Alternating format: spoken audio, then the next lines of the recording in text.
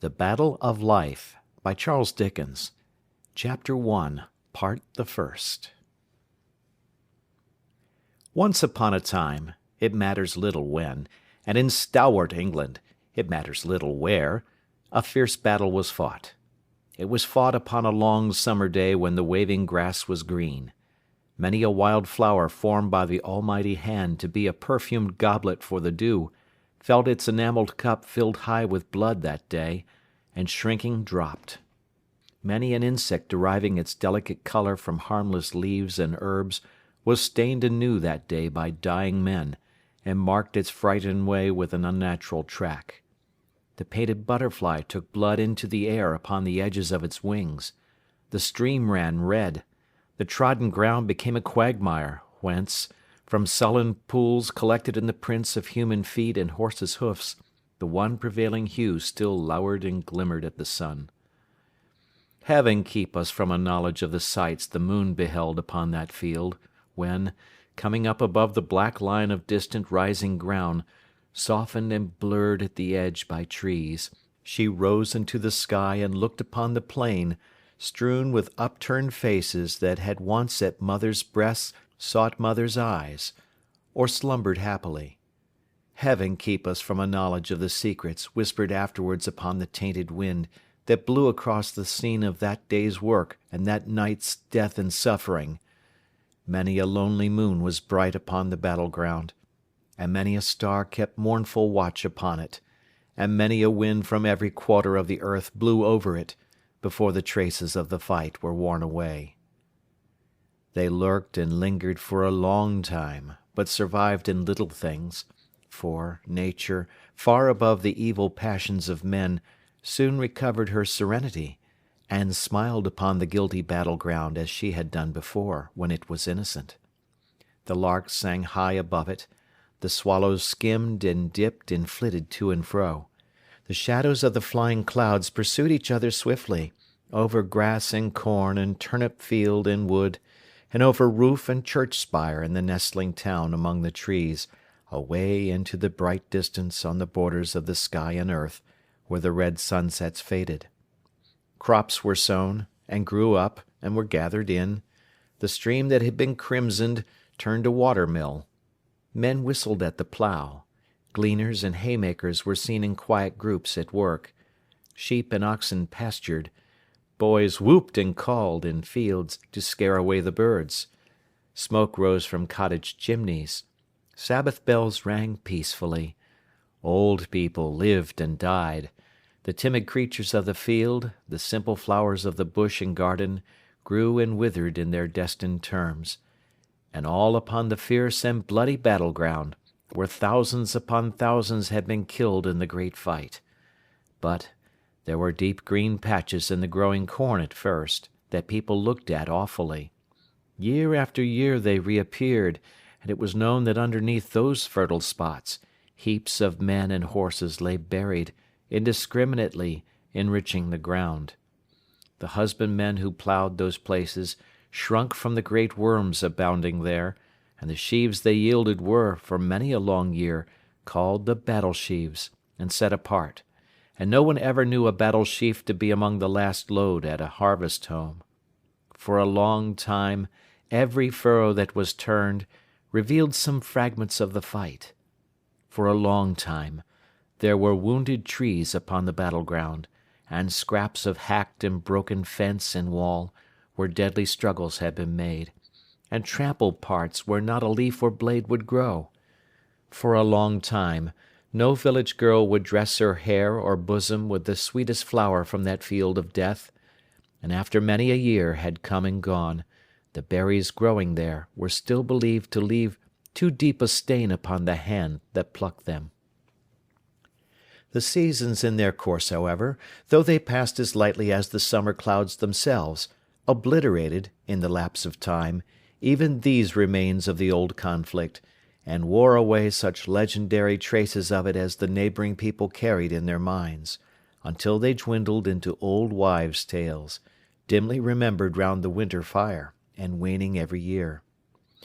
Where the wild flowers and berries had so long remained upon the stem untouched, gardens arose, and houses were built, and children played at battles on the turf.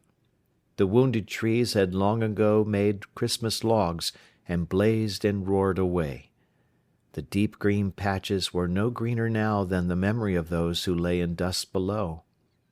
The ploughshare still turned up from time to time some rusty bits of metal, but it was hard to say what use they had ever served, and those who found them wondered and disputed.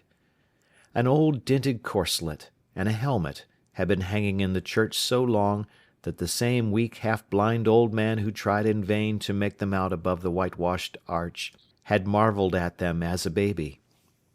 If the host slain upon the field could have been for a moment reanimated in the forms in which they fell, each upon the spot that was the bed of his untimely death, gashed and ghastly soldiers would have stared in, hundreds deep, at household door and window, and would have risen on the hearths of quiet homes, and would have been the garnered store of barns and granaries, and would have started up between the cradled infant and its nurse, and would have floated with the stream, and whirled round on the mill, and crowded the orchard, and burdened the meadow, and piled the rickyard high with dying men.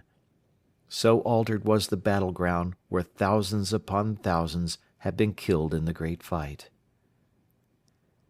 Nowhere more altered, perhaps, about 100 years ago, than in one little orchard attached to an old stone house with a honeysuckle porch, where, on a bright autumn morning, there were sounds of music and laughter, and where two girls danced merrily together on the grass, where some half-dozen peasant women standing on ladders, gathering the apples from the trees, stopped in their work to look down and share their enjoyment. It was a pleasant, lively, natural scene, a beautiful day, a retired spot, and the two girls, quite unconstrained and careless, danced in the freedom and gaiety of their hearts. If there were no such thing as display in the world, my private opinion is, and I hope you agree with me, that we might get on a great deal better than we do, and might be infinitely more agreeable company than we are. It was charming to see how these girls danced. They had no spectators but the apple-pickers on the ladders. They were very glad to please them, but they danced to please themselves, or at least you would have supposed so, and you could no more help admiring than they could help dancing. How they did dance! Not like opera dancers, not at all, and not like Madame Anybody's finished pupils, not the least. It was not quadrille dancing, nor minuet dancing, nor even country dance dancing. It was neither in the old style, nor the new style, nor the French style, nor the English style, though it may have been, by accident, a trifle in the Spanish style, which is a free and joyous one, I am told, deriving a delightful air of off-hand inspiration from the chirping little castanets.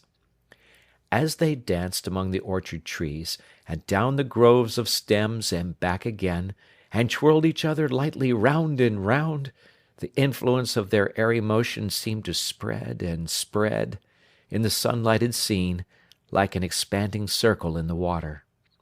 Their streaming hair and fluttering skirts, the elastic grass beneath their feet, the boughs that rustled in the morning air, the flashing leaves, the speckled shadows on the soft green ground, the balmy wind that swept along the landscape, glad to turn the distant windmill cheerily, everything between the two girls and the man and team at plough upon the ridge of land, where they showed against the sky as if they were the last things in the world, seemed dancing too.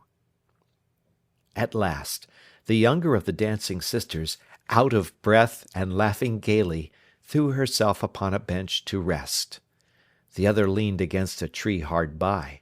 The music, a wandering harp and fiddle, left off with a flourish, as if it boasted of its freshness, though the truth is, it had gone at such a pace, and worked itself to such a pitch of competition with the dancing, that it never could have held on half a minute longer. The apple-pickers on the ladders raised a hum and murmur of applause, and then, in keeping with the sound, bestirred themselves to work again like bees. The more active, perhaps, because an elderly gentleman, who was no other than Dr. Jeddler himself. It was Dr. Jeddler's house and orchard, you should know, and these were Dr. Jeddler's daughters. Came bustling out to see what was the matter, and who the deuce played music on his property before breakfast. For he was a great philosopher, Dr. Jeddler, and not very musical. "Music and dancing to-day," said the doctor, stopping short and speaking to himself. "I thought they dreaded to-day. But it's a world of contradictions. Why, Grace! Why, Marion!" he added aloud. "Is the world more mad than usual this morning?" "Make some allowance for it, father, if it be," replied his younger daughter, Marion, going close to him and looking into his face, "for it's somebody's birthday." "Somebody's birthday, Puss," replied the doctor. "Don't you know it's always somebody's birthday? Did you never hear how many new performers enter on this it's impossible to speak gravely of it, on this preposterous and ridiculous business called life every minute?" "No, father." "No, not you, of course.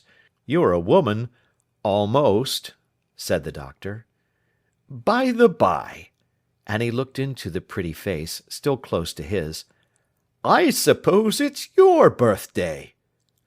"No! Do you really, father?" cried his pet daughter, pursing up her red lips to be kissed. "There! Take my love with it," said the doctor, imprinting his upon them. "And many happy returns of the idea of the day. The notion of wishing happy returns in such a farce as this," said the doctor to himself, "is good. Dr. Jeddler was, as I have said, a great philosopher, and the heart and mystery of his philosophy was, to look upon the world as a gigantic practical joke, as something too absurd to be considered seriously by any rational man. His system of belief had been, in the beginning, part and parcel of the battleground on which he lived, as you shall presently understand. "Well, but how did you get the music?" asked the doctor. "Poultry stealers, of course. Where did the minstrels come from?"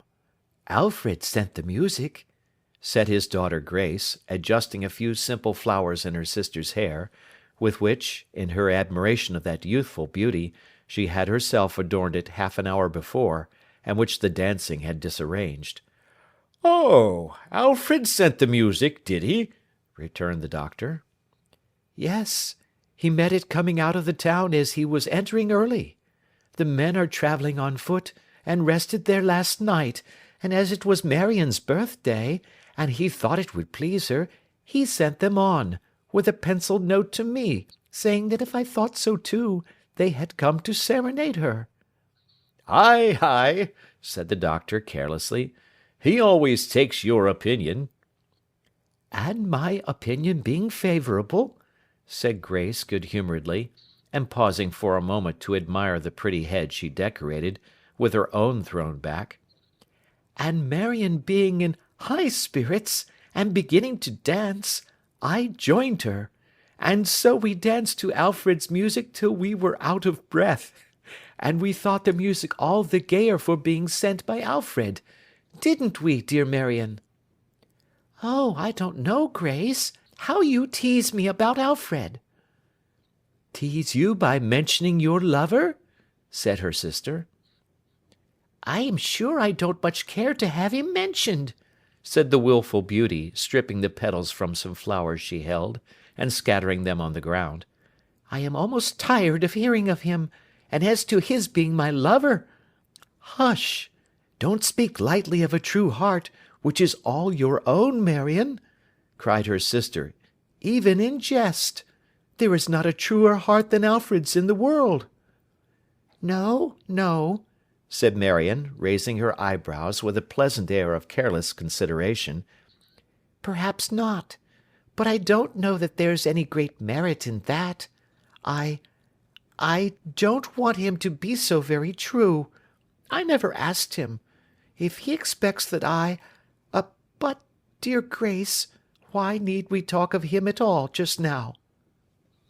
It was agreeable to see the graceful figures of the blooming sisters, twined together, lingering among the trees, conversing thus, with earnestness opposed to lightness, yet with love responding tenderly to love. And it was very curious indeed to see the younger sister's eyes suffused with tears, and something fervently and deeply felt, breaking through the wilfulness of what she said, and striving with it painfully.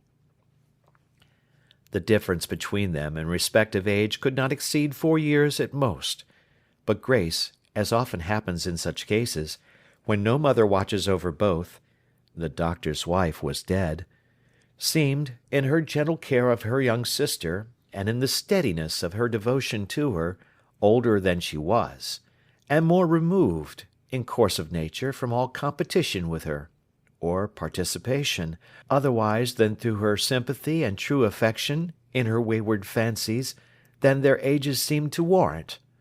Great character of mother that, even in this shadow and faint reflection of it, purifies the heart, and raises the exalted nature nearer to the angels. The doctor's reflections, as he looked after them, and heard the purport of their discourse, were limited at first to certain merry meditations on the folly of all loves and likings, and the idle imposition practised on themselves by young people who believed for a moment that there could be anything serious in such bubbles, and were always undeceived. Always.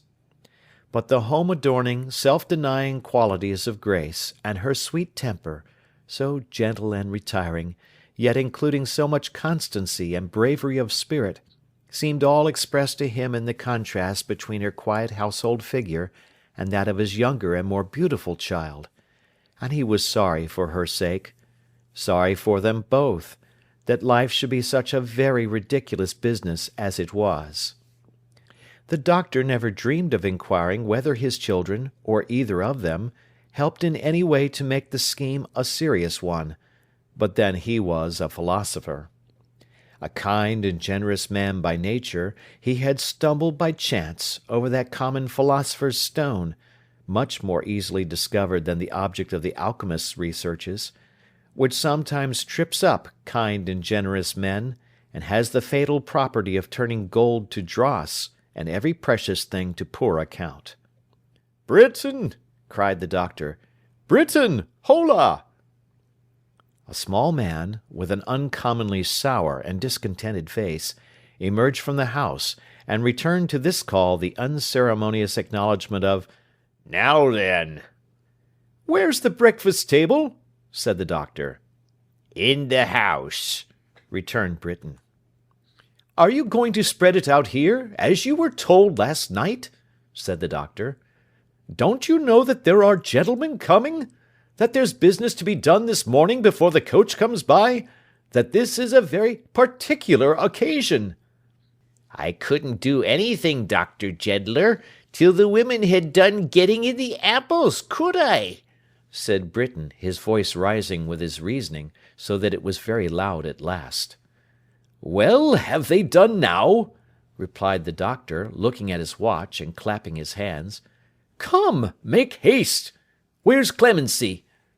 "Here I am, mister," said a voice from one of the ladders, which a pair of clumsy feet descended briskly. "It's all done now. Clear away, gals.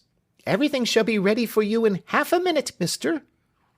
With that she began to bustle about most vigorously, presenting, as she did so, an appearance sufficiently peculiar to justify a word of introduction.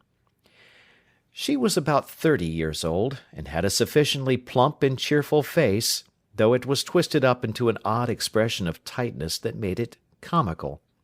But the extraordinary homeliness of her gait and manner would have superseded any face in the world.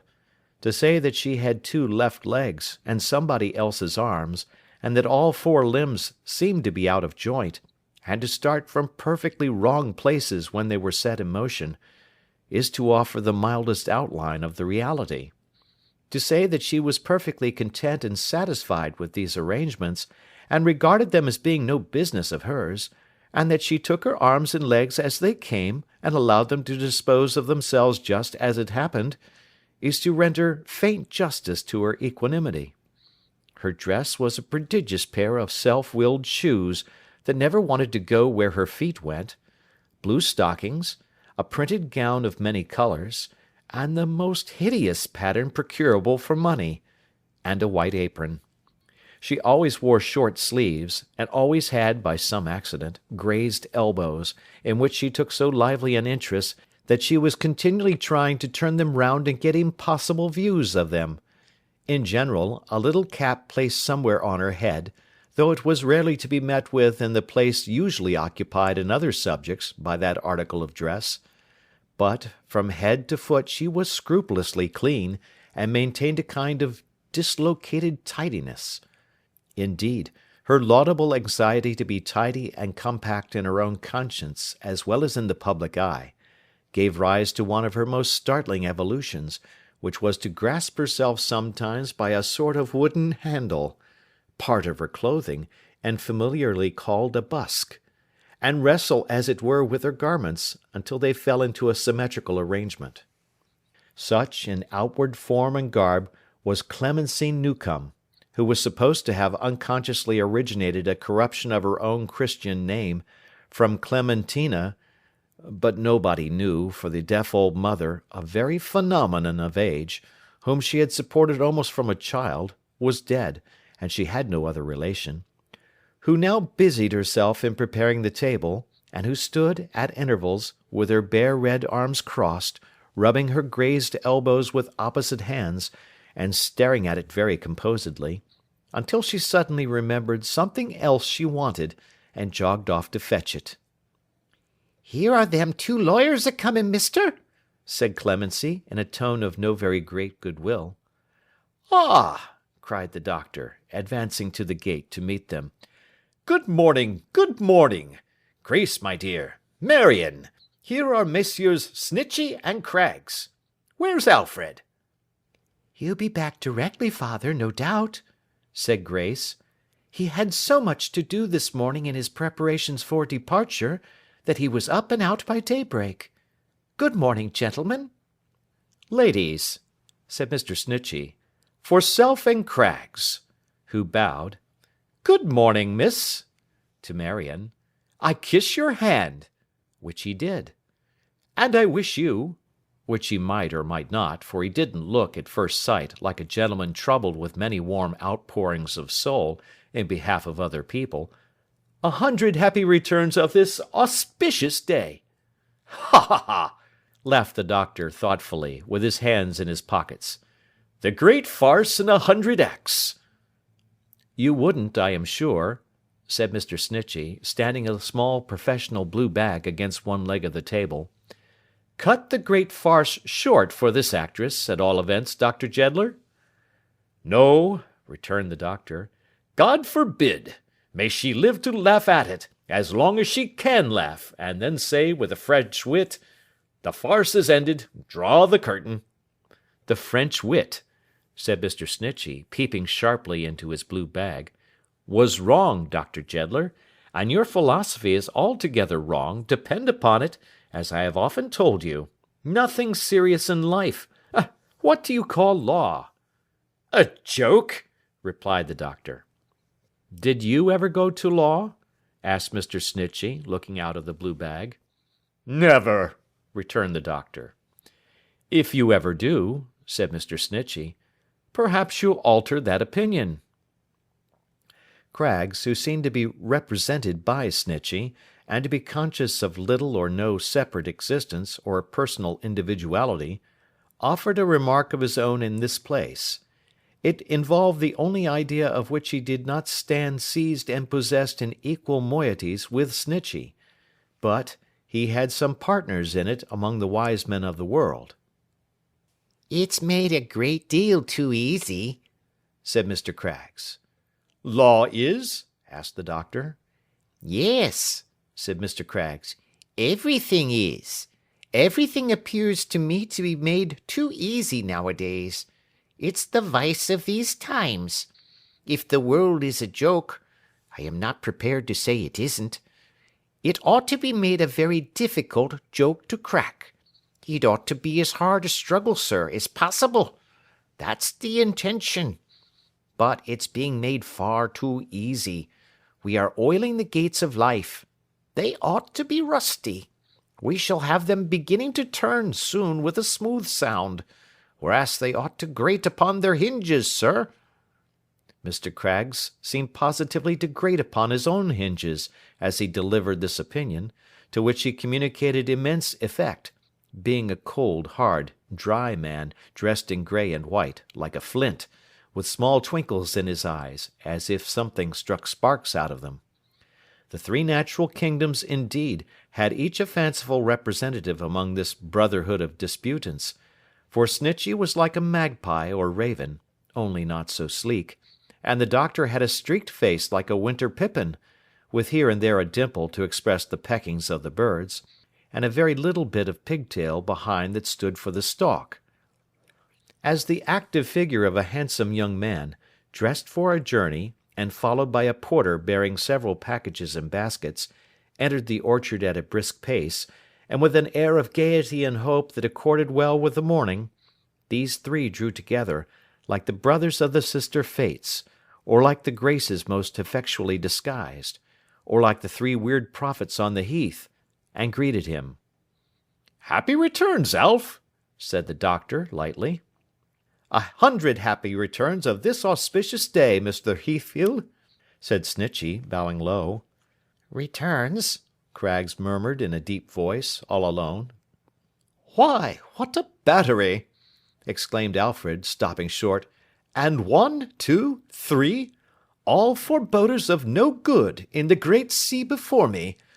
I am glad you are not the first I have met this morning. I should have taken it for a bad omen. But Grace was the first, sweet, pleasant Grace, so I defy you all." "If you please, mister, I was the first, you know," said Clemency Newcome. "She was walking out here before sunrise, you remember. I was in the house." "That's true. Clemency was the first," said Alfred. "So I defy you with Clemency." "Ha ha ha ha! For Self and Craggs," said Snitchey. "What a defiance!" "Not so bad a one as it appears, may be," said Alfred, shaking hands heartily with the doctor, and also with Snitchey and Craggs, and then looking round. "Where are the— Good heavens!" With a start, productive for the moment of a closer partnership between Jonathan Snitchey and Thomas Craggs than the subsisting articles of agreement in that wise contemplated, he hastily betook himself to where the sisters stood together, and, however, I needn't more particularly explain his manner of saluting Marion first and Grace afterwards, than by hinting that Mr. Craggs may possibly have considered it too easy. Perhaps to change the subject, Dr. Jeddler made a hasty move towards the breakfast, and they all sat down at table.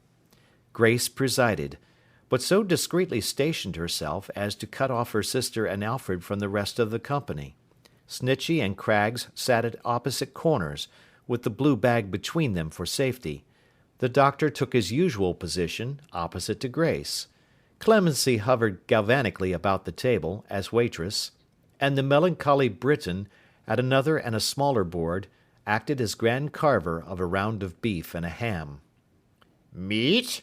said Britain, approaching Mr. Snitchey, with a carving knife and fork in his hands, and throwing the question at him like a missile. "Certainly," returned the lawyer. "Do you want any?" to Craggs.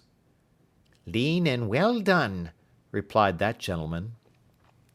Having executed these orders, and moderately supplied the doctor, he seemed to know that nobody else wanted anything to eat, he lingered as near the firm as he decently could, watching with an austere eye their disposition of the viands, and but once relaxing the severe expression of his face.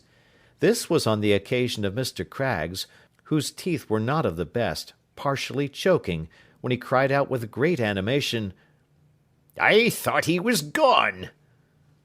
"Now, Alfred," said the doctor, "for a word or two of business, while we are yet at breakfast," said Snitchey and Craggs, who seemed to have no present idea of leaving off.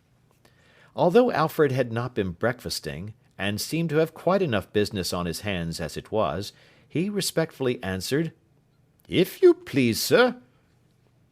"If anything could be serious," the doctor began, "in such a—" "Farce as this, sir," hinted Alfred. "In such a farce as this," observed the doctor, "it might be this recurrence, on the eve of separation, of a double birthday, which is connected with many associations pleasant to us four, and with the recollection of a long and amicable intercourse. That's not to the purpose." "Ah, yes, yes, Dr. Jeddler," said the young man. "It is to the purpose. Much to the purpose, as my heart bears witness this morning, and as yours does too, I know, if you will let it speak. I leave your house today. I cease to be your ward today. We part with tender relations stretching far behind us, that never can be exactly renewed, and with others dawning, yet before us." He looked down at Marion beside him. "Fraught with such considerations as I must not trust myself to speak of now.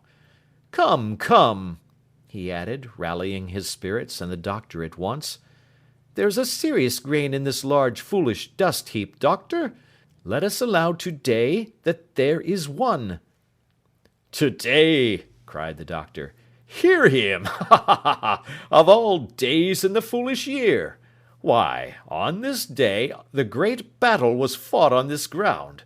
On this ground where we now sit, where I saw my two girls dance this morning, where the fruit has just been gathered for our eating from these trees, the roots of which are struck in men, not earth. So many lives were lost, that within my recollection, generations afterwards, a churchyard full of bones, and dust of bones, and chips of cloven skulls, has been dug up from underneath our feet here. Yet not 100 people in that battle knew for what they fought, or why. Not 100 of the inconsiderate rejoicers in the victory, why they rejoiced. Not half 100 people were the better for the gain or loss. Not half a dozen men agree to this hour on the cause or merits. And nobody, in short, ever knew anything distinct about it, but the mourners of the slain. Serious too, said the doctor, laughing. Such a system! But all this seems to me, said Alfred, to be very serious. Serious! Cried the doctor.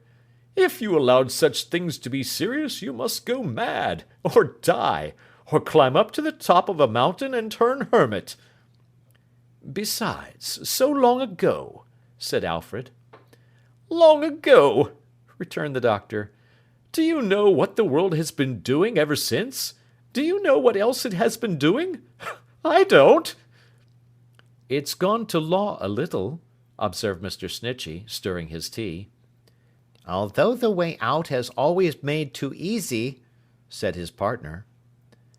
And you'll excuse my saying, doctor, pursued Mr. Snitchey, having been already put 1,000 times in possession of my opinion, in the course of our discussions, that, in its having gone to law, and in its legal system altogether, I do observe a serious side. Now, really, a something tangible, and with a purpose and intention in it. Clemency Newcome made an angular tumble against the table, occasioning a sounding clatter among the cups and saucers. Heyday! What's the matter there? Exclaimed the doctor. It's this evil-inclined blue bag, said Clemency, always tripping up somebody. With a purpose and intention in it, I was saying, resumed Snitchey, that commands respect. Life of farce, Dr. Jeddler, with law in it? The doctor laughed and looked at Alfred. Granted, if you please, that war is foolish, said Snitchey. There we agree. For example, here's a smiling country, pointing it out with his fork, once overrun by soldiers, trespassers every man of 'em, and laid waste by fire and sword. The idea of any man exposing himself voluntarily to fire and sword! Stupid, wasteful, positively ridiculous. You laugh at your fellow creatures, you know, when you think of it. but take this smiling country as it stands. Think of the laws appertaining to real property, to the bequest and devise of real property, to the mortgage and redemption of real property, to leasehold, freehold, and copyhold estate. Think, said Mr. Snitchey, with such great emotion that he actually smacked his lips, of the complicated laws relating to title and proof of title, with all the contradictory precedents and numerous acts of Parliament connected with them. Think of the infinite number of ingenious and interminable chancery suits to which this pleasant prospect may give rise, and acknowledge, Dr. Jeddler, that there is a green spot in the scheme about us. I believe, said Mr. Snitchey, looking at his partner, that I speak for Self and Craggs. Mr. Craggs having signified assent, Mr. Snitchey, somewhat freshened by his recent eloquence, observed that he would take a little more beef and another cup of tea. I don't stand up for life in general, he added, rubbing his hands and chuckling. It's full of folly, full of something worse. Professions of trust and confidence and unselfishness and all that. Bah, bah, bah, we see what they're worth. But you mustn't laugh at life. You've got a game to play, a very serious game indeed. Everybody's playing against you, you know, and you're playing against them. Oh, it's a very interesting thing. There are deep moves upon the board. You must only laugh, Dr. Jeddler, when you win. And then not much. And then not much, repeated Snitchey, rolling his head and winking his eye, as if he would have added, you may do this instead. Well, Alfred, said the doctor, what do you say now? I say, sir, replied Alfred, that the greatest favour you could do me, and yourself too, I am inclined to think, would be to try sometimes to forget this battlefield and others like it in that broader battlefield of life, on which the sun looks every day. Really, I'm afraid that wouldn't soften his opinions, Mr. Alfred, said Snitchey. The combatants are very eager and very bitter in that same battle of life. There's a great deal of cutting and slashing, and firing into people's heads from behind. There is terrible treading down and trampling on. It is rather a bad business. I believe, Mr. Snitchey, said Alfred, there are quiet victories and struggles, great sacrifices of self, and noble acts of heroism in it, even in many of its apparent lightnesses and contradictions, not the less difficult to achieve because they have no earthly chronicle or audience, done every day in nooks and corners, and in little households, and in men's and women's hearts, any one of which might reconcile the sternest man to such a world, and fill him with belief and hope in it, though 2/5 of its people were at war, and another 1/4 at law, and that's a bold word. Both the sisters listened keenly.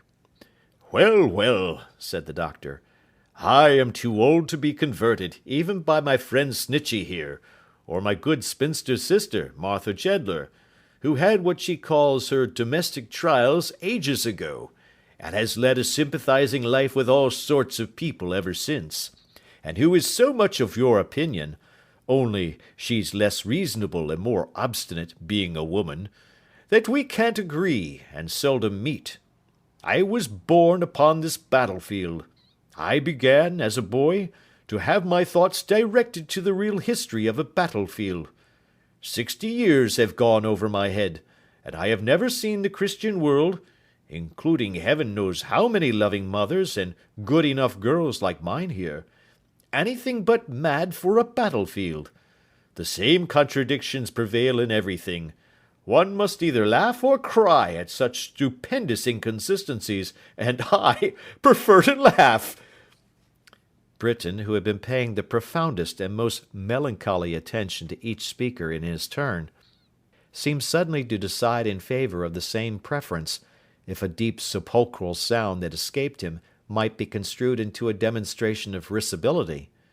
His face, however, was so perfectly unaffected by it, both before and afterwards, that although one or two of the breakfast party looked round as being startled by a mysterious noise, nobody connected the offender with it, except his partner in attendance, Clemency Newcome, who, rousing him with one of those favourite joints, her elbows, inquired, in a reproachful whisper, what he laughed at.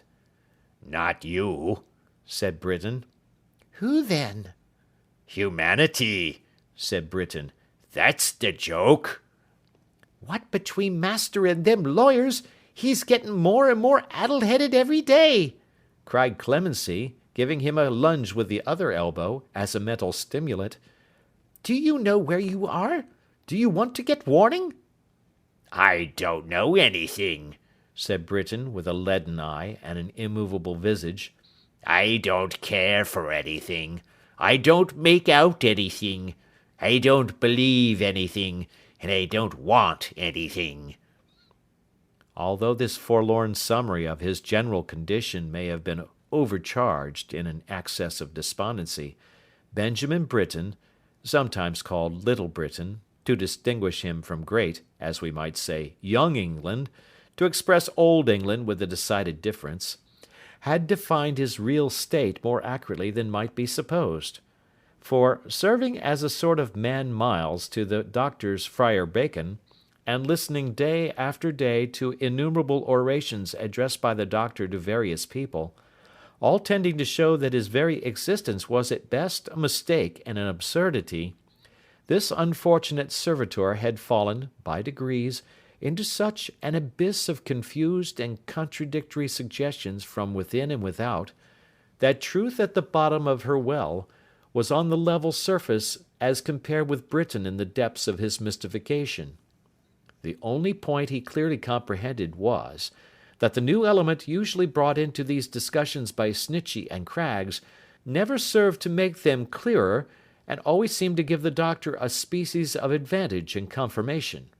Therefore he looked upon the firm as one of the proximate causes of his state of mind, and held them in abhorrence accordingly. "But this is not our business, Alfred," said the doctor.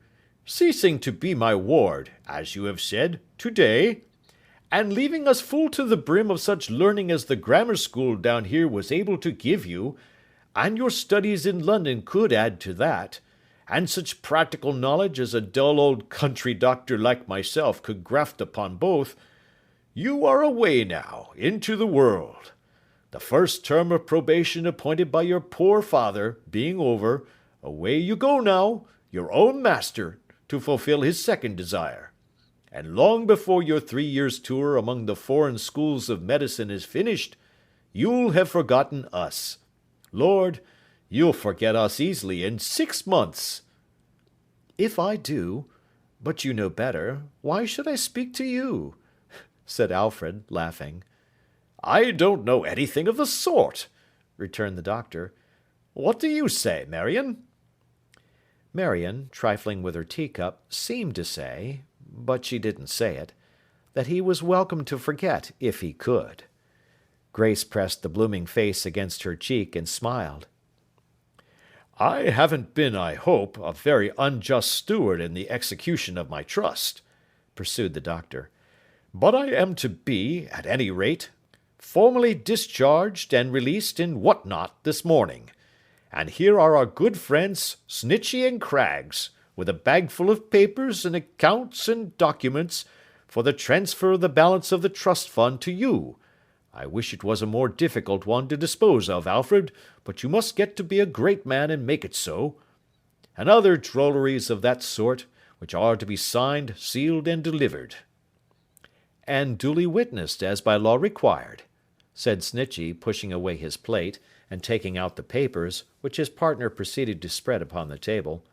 "And Self and Craggs having been co-trustees with you, doctor, in so far as the fund was concerned, we shall want your 2 servants to attest the signatures. Can you read, Mrs. Newcome?" "I ain't married, mister," said Clemency. "Oh, I beg your pardon, I should think not," chuckled Snitchey, casting his eyes over her extraordinary figure. "You can read?" "A little," answered Clemency. The marriage service, night and morning, eh? Observed the lawyer jocosely. No, said Clemency. Too hard. I only reads a thimble. Read a thimble, echoed Snitchey. What are you talking about, young woman? Clemency nodded. And a nutmeg grater? Why, this is a lunatic, a subject for the Lord High Chancellor, said Snitchey, staring at her. If possessed of any property, stipulated Craggs. Grace, however, interposing, explained that each of the articles in question bore an engraved motto, and so formed the pocket library of Clemency Newcome, who was not much given to the study of books. Oh, that's it, is it, Miss Grace? Said Snitchey. Yes, yes, ha ha ha! I thought our friend was an idiot. She looks uncommonly like it, he muttered, with a supercilious glance. And what does the thimble say, Mrs. Newcome? I ain't married, mister, observed Clemency. Well, Newcome, will that do? Said the lawyer. What does the thimble say, Newcome? How Clemency, before replying to this question, held one pocket open, and looked down into its yawning depths for the thimble which wasn't there, and how she then held an opposite pocket open, and seeming to descry it, like a pearl of great price, at the bottom, cleared away such intervening obstacles as a handkerchief, an end of wax candle, a flushed apple, an orange, a lucky penny, a cramp bone, a padlock, a pair of scissors in a sheath more expressively describable as promising young shears, a handful or so of loose beads, several balls of cotton, a needle case, a cabinet collection of curl papers, and a biscuit, all of which articles she entrusted individually and separately to Britain to hold, is of no consequence. Nor how, in her determination to grasp this pocket by the throat and keep it prisoner, for it had a tendency to swing and twist itself round the nearest corner, she assumed and calmly maintained an attitude apparently inconsistent with the human anatomy and the laws of gravity. It is enough that at last she triumphantly produced the thimble on her finger, and rattled the nutmeg grater, the literature of both these trinkets being obviously in course of wearing out and wasting away, through excessive friction. That's the thimble, is it, young woman? Said Mr. Snitchey, diverting himself at her expense. And what does the thimble say? It says, replied Clemency, reading slowly round as if it were a tower, forget and forgive. Snitchey and Craggs laughed heartily. So new, said Snitchey. So easy, said Craggs. Such a knowledge of human nature in it, said Snitchey. So applicable to the affairs of life, said Craggs. And the nutmeg grater? Inquired the head of the firm. The grater says, returned Clemency, do as you would be done by. Do, or you'll be done brown, you mean, said Mr. Snitchey. I don't understand, retorted Clemency, shaking her head vaguely. I ain't no lawyer. I am afraid that if she was, Doctor, said Mr. Snitchey, turning to him suddenly, as if to anticipate any effect that might otherwise be consequent on this retort, she'd find it to be the golden rule of half her clients. They are serious enough in that, whimsical as your world is, and lay the blame on us afterwards. We, in our profession, are little else than mirrors after all, Mr. Alfred, but we are generally consulted by angry and quarrelsome people who are not in their best looks, and it's rather hard to quarrel with us if we reflect on pleasant aspects. I think, said Mr. Snitchey, that I speak for Self and Craggs? Decidedly, said Craggs. And so, if Mr. Britain will oblige us with a mouthful of ink, said Mr. Snitchey, returning to the papers, we'll sign, seal, and deliver as soon as possible, or the coach will be coming past before we know where we are. If one might judge from his appearance, there was every probability of the coach coming past before Mr. Britain knew where he was, for he stood in a state of abstraction, mentally balancing the doctor against the lawyers, and the lawyers against the doctor, and their clients against both, and engaged in feeble attempts to make the thimble and nutmeg grater, a new idea to him, square with anybody's system of philosophy, and in short, bewildering himself as much as ever his great namesake had done with theories and schools.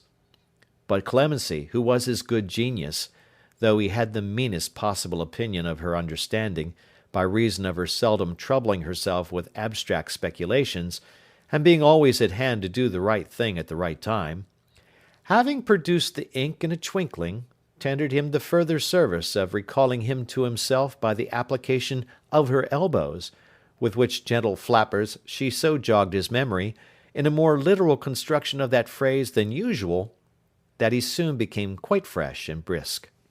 How he laboured under an apprehension not uncommon to persons in his degree, to whom the use of pen and ink is an event, that he couldn't append his name to a document, not of his own writing, without committing himself in some shadowy matter, or somehow signing away vague and enormous sums of money, and how he approached the deeds under protest, and by dint of the doctor's coercion, and insisted on pausing to look at them before writing, the cramped hand, to say nothing of the phraseology, being so much Chinese to him, and also on turning them round to see whether there was anything fraudulent underneath, and how, having signed his name, he became desolate as one who had parted with his property and rights.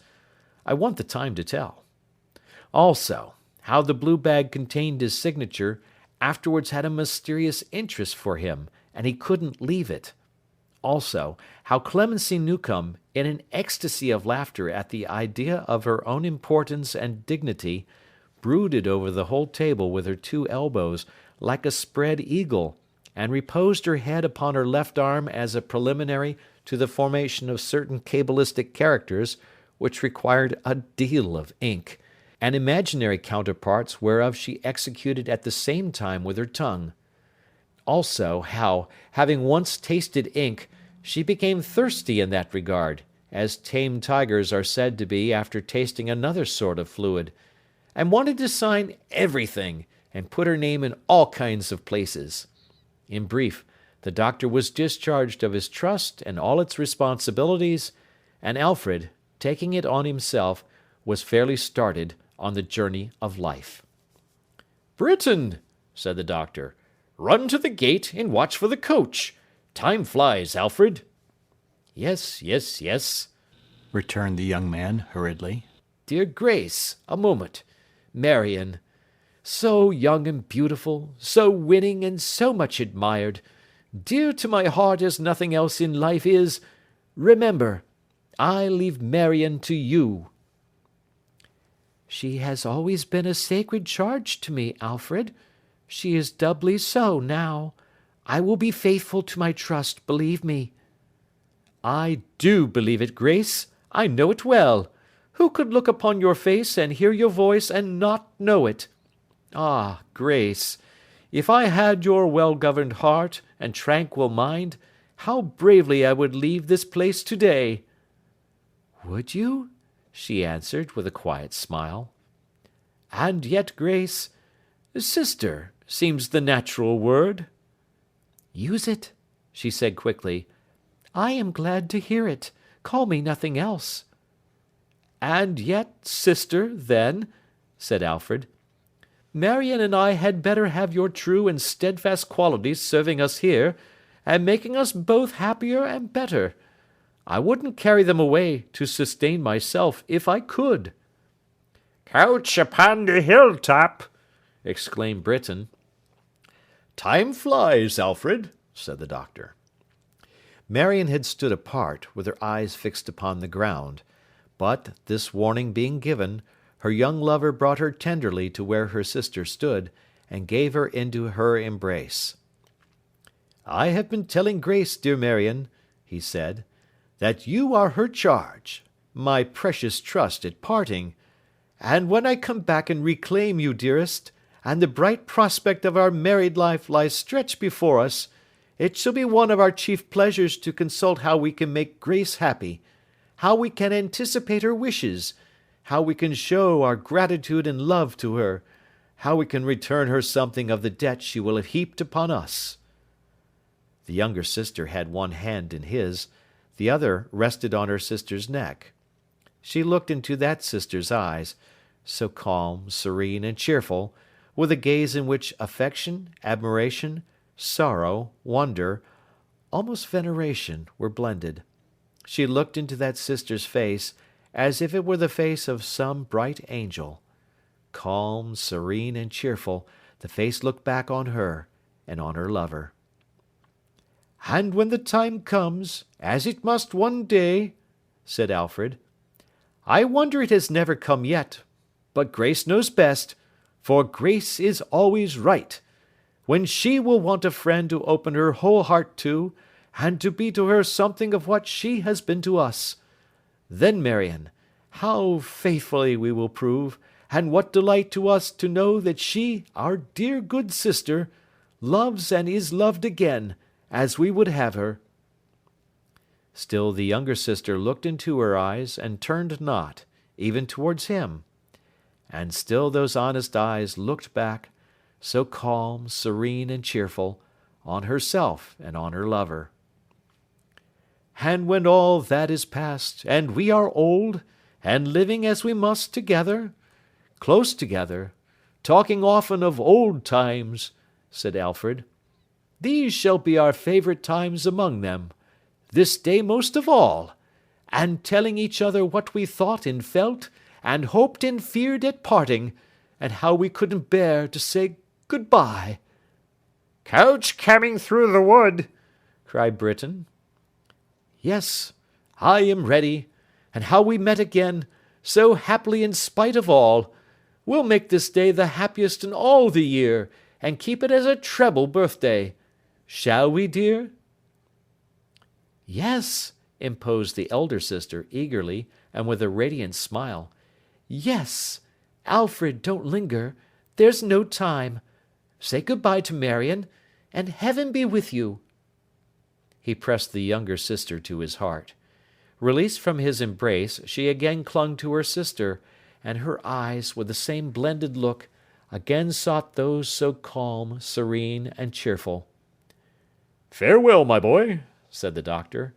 "To talk about any serious correspondence or serious affections, and engagements and so forth, in such a you know what I mean, why that, of course, would be sheer nonsense. All I can say is, that if you and Marion should continue in the same foolish minds, I shall not object to have you for a son-in-law one of these days." "Over the bridge," cried Britain. "Let it come," said Alfred, wringing the doctor's hand stoutly. "Think of me sometimes, my old friend and guardian, as seriously as you can. Adieu, Mr. Snitchey. Farewell, Mr. Craggs." "Coming down the road," cried Britain. "A kiss of Clemency Newcombe for long acquaintance sake. Shake hands, Britain. Marion, dearest heart, good-bye. Sister Grace, remember." The quiet household figure, and the face so beautiful in its serenity, were turned towards him in reply, but Marion's look and attitude remained unchanged. The coach was at the gate.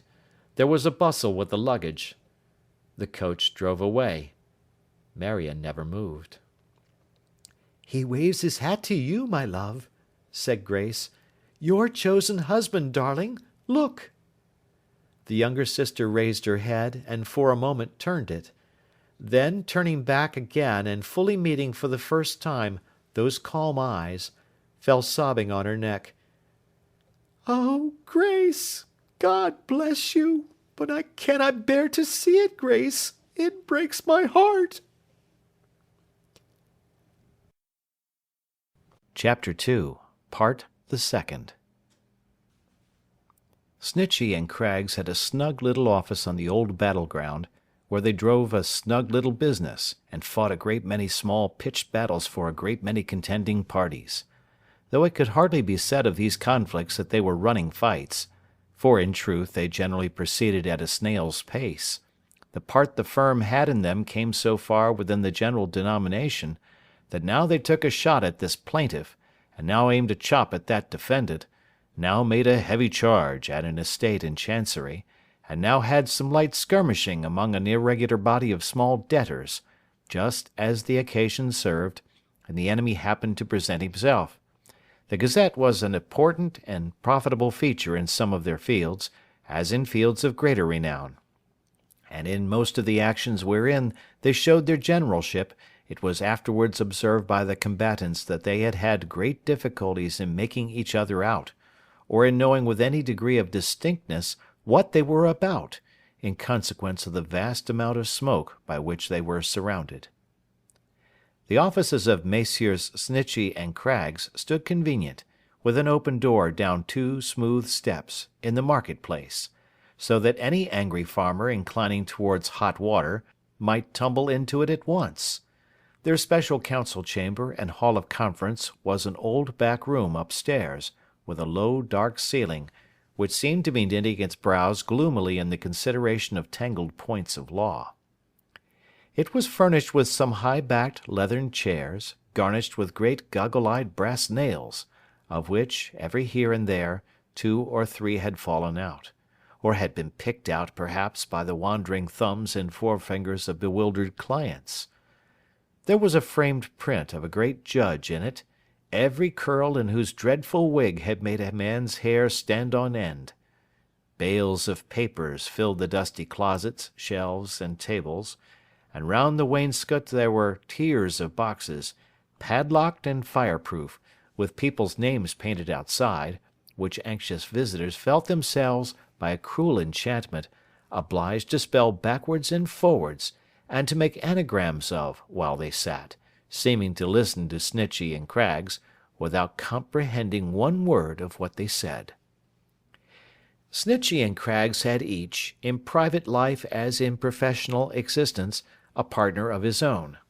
Snitchey and Craggs were the best friends in the world, and had a real confidence in one another. But Mrs. Snitchey, by a dispensation not uncommon in the affairs of life, was on principle suspicious of Mr. Craggs, and Mrs. Craggs was on principle suspicious of Mr. Snitchey. "You're Snitcheys, indeed," the latter lady would observe sometimes to Mr. Craggs, using that imaginative plural as if in disparagement of an objectionable pair of pantaloons, or other articles not possessed of a singular number.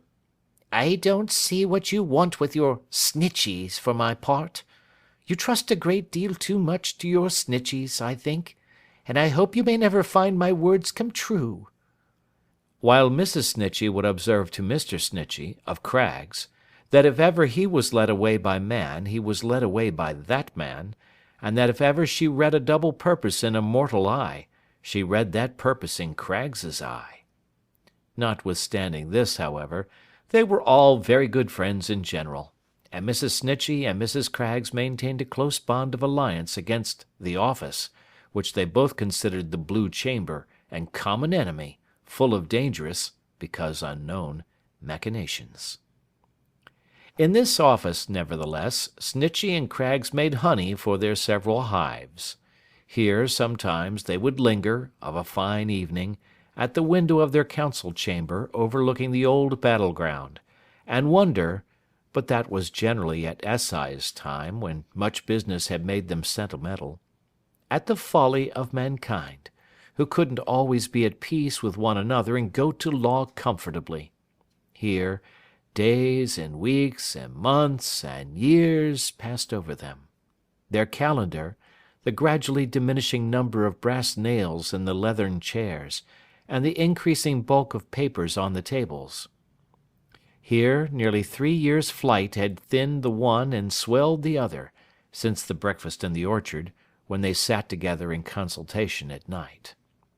Not alone, but with a man of about 30, or that time of life, negligently dressed, and somewhat haggard in the face, but well made, well attired, and well looking, who sat in the armchair of state, with one hand in his breast and the other in his dishevelled hair, pondering moodily.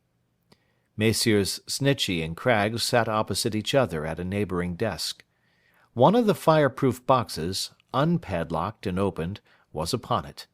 A part of its contents lay strewn upon the table, and the rest was then in course of passing through the hands of Mr. Snitchey, who brought it to the candle, document by document, looked at every paper singly as he produced it, shook his head, and handed it to Mr. Craggs, who looked it over also, shook his head, and laid it down.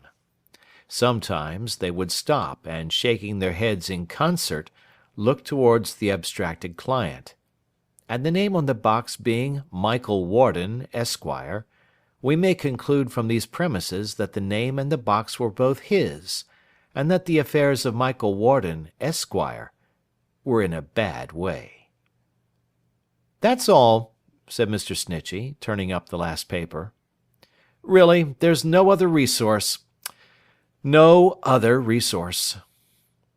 "All lost, spent, wasted, pawned, borrowed, and sold, eh?" said the client, looking up. "All," returned Mr. Snitchey. "Nothing else to be done, you say?" "Nothing at all." The client bit his nails and pondered again. "And I am not even personally safe in England? You hold to that, do you?" "In no part of the United Kingdom of Great Britain and Ireland," replied Mr. Snitchey. "A mere prodigal son with no father to go back to, no swine to keep, and no husks to share with him, eh?" pursued the client, rocking one leg over the other, and searching the ground with his eyes. Mr. Snitchey coughed, as if to deprecate the being supposed to participate in any figurative illustration of a legal position. Mr. Craggs, as if to express that it was a partnership view of the subject, also coughed. "Ruined at 30, said the client. "Humph!" "Not ruined, Mr. Warden," returned Snitchey. "Not so bad as that. You have done a good deal towards it, I must say, but you are not ruined. A little nursing—" "A little devil," said the client. "Mr. Craggs," said Snitchey, "will you oblige me with a pinch of snuff?" "Thank you, sir." As the imperturbable lawyer applied it to his nose with great apparent relish, and a perfect absorption of his attention in the proceeding, the client gradually broke into a smile, and looking up said, "You talk of nursing. How long nursing?" "How long nursing?" repeated Snitchey, dusting the snuff from his fingers, and making a slow calculation in his mind. "For your involved estate, sir? In good hands? S&C's, say? 6 or 7 years?" "To starve for 6 or 7 years," said the client with a fretful laugh, and an impatient change of his position. "To starve for 6 or 7 years, Mr. Warden," said Snitchey, "would be very uncommon indeed. You might get another estate by showing yourself the while, but we don't think you could do it, speaking for self and Craggs, and consequently don't advise it." "What do you advise?" "Nursing, I say," repeated Snitchey. "Some few years of nursing by self and Craggs would bring it round. But to enable us to make terms, and hold terms, and you to keep terms, you must go away. You must live abroad. As to starvation, we could insure you some hundreds a year to starve upon, even in the beginning, I dare say, Mr. Warden." "Hundreds," said the client, "and I have spent thousands."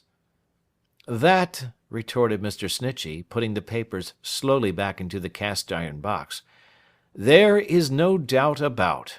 No doubt about," he repeated to himself, as he thoughtfully pursued his occupation. The lawyer very likely knew his man.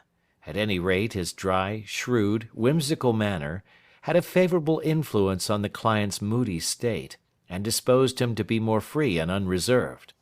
Or, perhaps the client knew his man, and had elicited such encouragement as he had received, to render some purpose he was about to disclose the more defensible in appearance.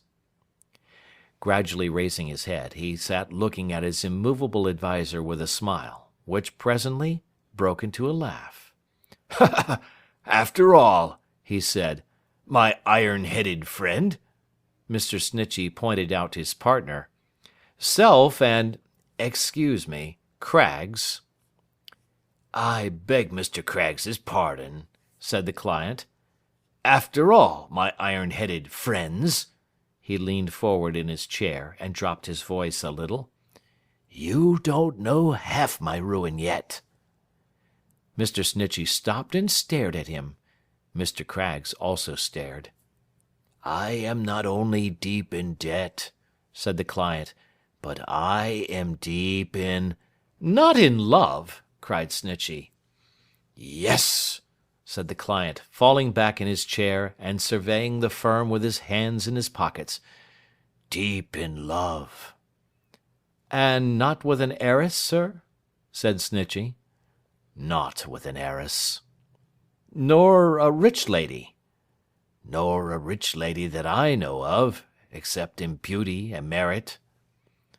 "A single lady, I trust?" said Mr. Snitchey, with great expression. "Certainly." "It is not one of Dr. Jeddler's daughters?" said Snitchey, suddenly squaring his elbows on his knees, and advancing his face at least a yard. "Yes," returned the client. "Not his younger daughter?" said Snitchey. "Yes," returned the client. "Mr. Craggs," said Snitchey, much relieved, "will you oblige me with another pinch of snuff?" "Thank you." "I am happy to say it don't signify, Mr. Warden. She's engaged, sir. She's bespoke. My partner can corroborate me. We know the fact." "We know the fact," repeated Craggs. "Why, so do I, perhaps," returned the client, quietly. "What of that? Are you men of the world, and did you never hear of a woman changing her mind?" "There certainly have been actions for breach," said Mr. Snitchey, "brought against both spinsters and widows, but in the majority of cases—" "Cases!" interposed the client, impatiently. "Don't talk to me of cases. The general precedent is in much larger volume than any of your law books. Besides, do you think I have lived 6 weeks in the doctor's house for nothing?" "I think, sir," observed Mr. Snitchey, gravely addressing himself to his partner, "that of all the scrapes Mr. Warden's horses had brought him into at one time and another, and they have been pretty numerous, and pretty expensive, as none know better than himself, and you, and I, the worst scrape may turn out to be, if he talks in this way, this having been left by one of them at the doctor's garden wall, with 3 broken ribs, a snapped collarbone, and the Lord knows how many bruises. We didn't think so much of it, at the time when we knew he was going on well under the doctor's hands and roof, but it looks bad now, sir. Bad? It looks very bad. Dr. Jeddler, too. Our client, Mr. Craggs." "Mr. Alfred Heathfield, too. A sort of client, Mr. Snitchey," said Craggs. "Mr. Michael Warden, too, a kind of client," said the careless visitor. "And no bad one either, having played the fool for 10 or 12 years. However, Mr. Michael Warden has sown his wild oats now. There's their crop in that box, and he means to repent and be wise. And in proof of it, Mr. Michael Warden means, if he can, to marry Marion, the doctor's lovely daughter, and to carry her away with him." "Really, Mr. Craggs," Snitchey began. "Really, Mr. Snitchey, and Mr. Craggs, partners both," said the client, interrupting him.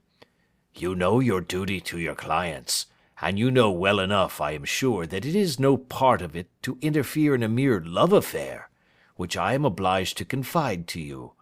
I am not going to carry the young lady off without her own consent. There's nothing illegal in it. I never was Mr. Heathfield's bosom friend. I violate no confidence of his. I love where he loves, and I mean to win where he would win, if I can." "He can't, Mr. Craggs," said Snitchey, evidently anxious and discomfited. He can't do it, sir. She dotes on Mr. Alfred." "Does she?" returned the client. "Mr. Craggs, she dotes on him, sir," persisted Snitchey. "I didn't live 6 weeks, some few months ago, in the doctor's house for nothing, and I doubted that soon," observed the client. "She would have doted on him, if her sister could have brought it about, but I watched them. Marion avoided his name, avoided the subject, shrunk from the least allusion to it with evident distress." "Why should she, Mr. Craggs, you know? Why should she, sir?" inquired Snitchey.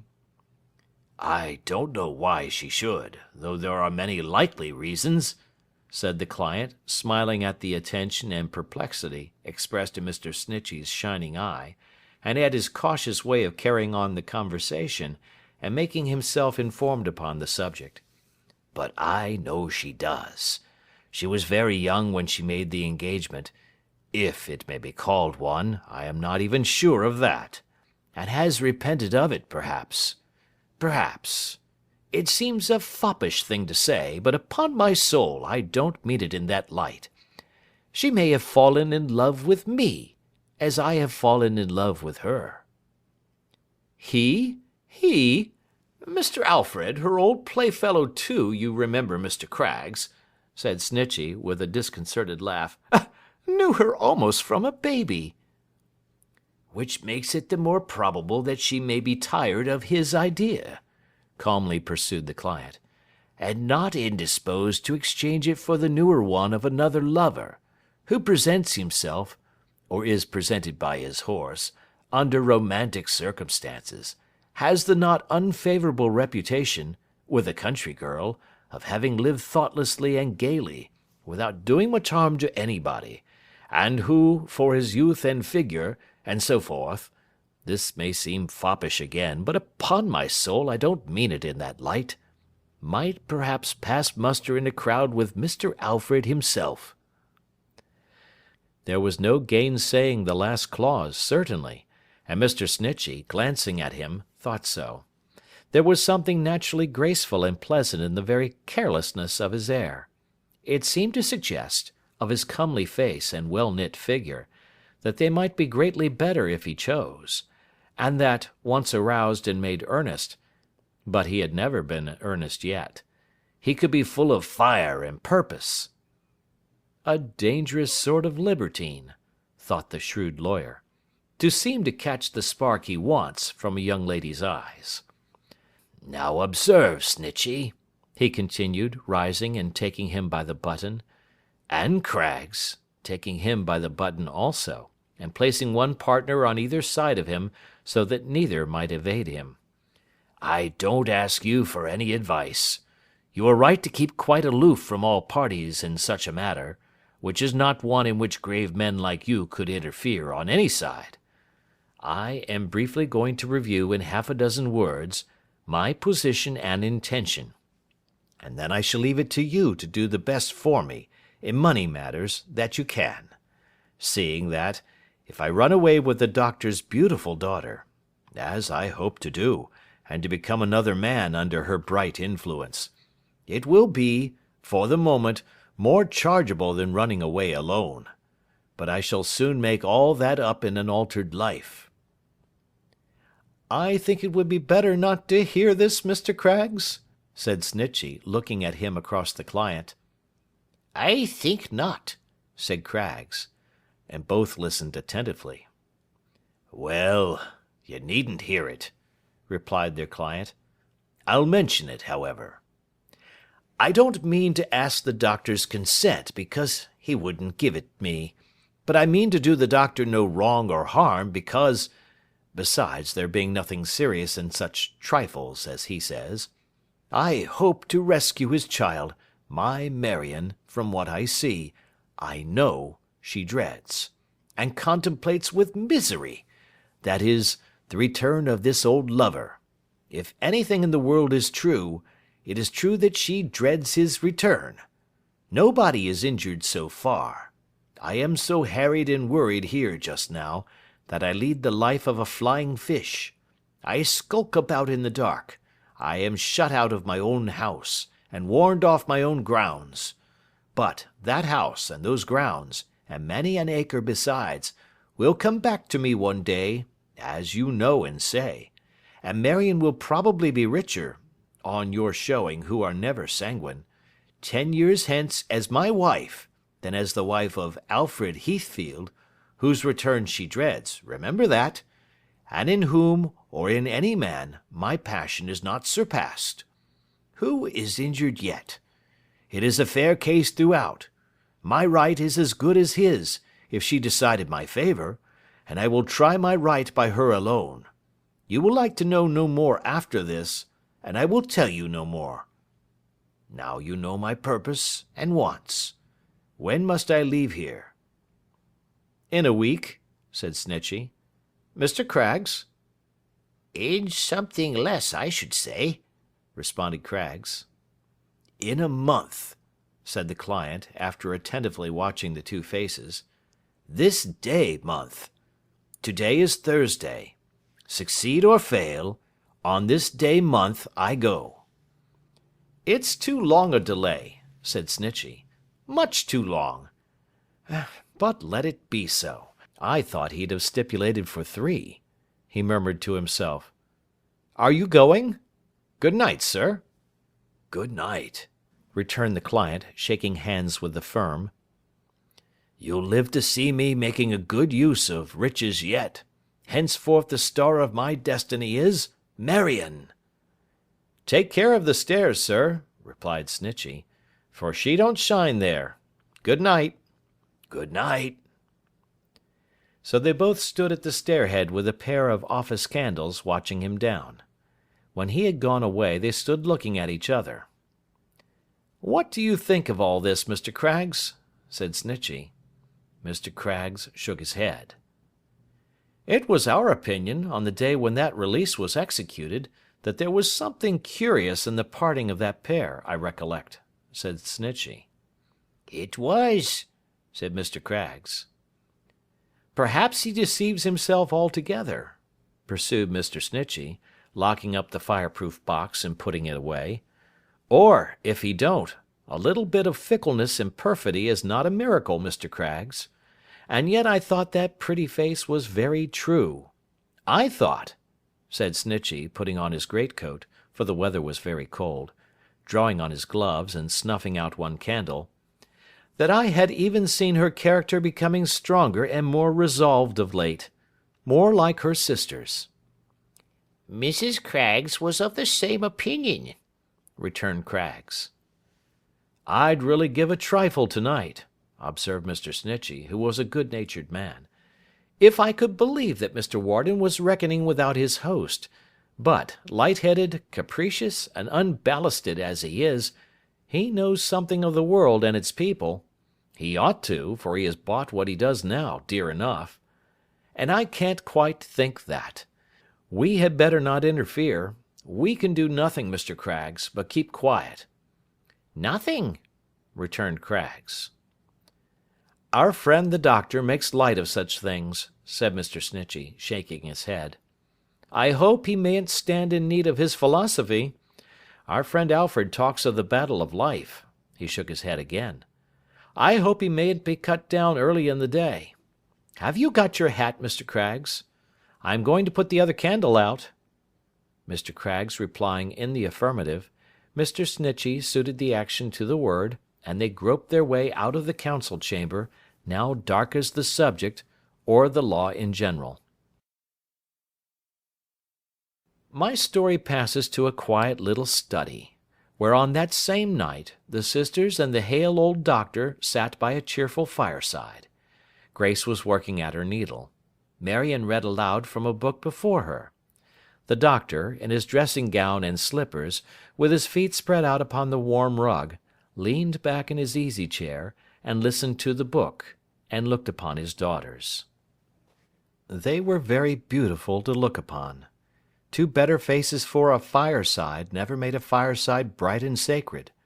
Something of the difference between them had been softened down in 3 years' time, and enthroned upon the clear brow of the younger sister, looking through her eyes, and thrilling in her voice, was the same earnest nature that her own motherless youth had ripened in the elder sister long ago. But she still appeared at once the lovelier and weaker of the two, still seemed to rest her head upon her sister's breast, and put her trust in her, and look into her eyes for counsel and reliance. Those loving eyes, so calm, serene, and cheerful, as of old. "And being in her own home," read Marion from the book, "her home made exquisitely dear by these remembrances, she now began to know that the great trial of her heart must soon come on, and could not be delayed. O home, our comforter and friend when others fall away, to part with whom, at any step between the cradle and the grave—" "Marion, my love," said Grace. "Why, Puss!" exclaimed her father. "What's the matter?" She put her hand upon the hand her sister stretched towards her, and read on, her voice still faltering and trembling, though she made an effort to command it when thus interrupted. "To part with whom, at any step between the cradle and the grave, is always sorrowful. O home, so true to us, so often slighted in return, be lenient to them that turn away from thee, and do not haunt their erring footsteps too reproachfully. Let no kind looks, no well-remembered smiles, be seen upon thy phantom face. Let no ray of affection, welcome, gentleness, forbearance, cordiality, shine from thy white head.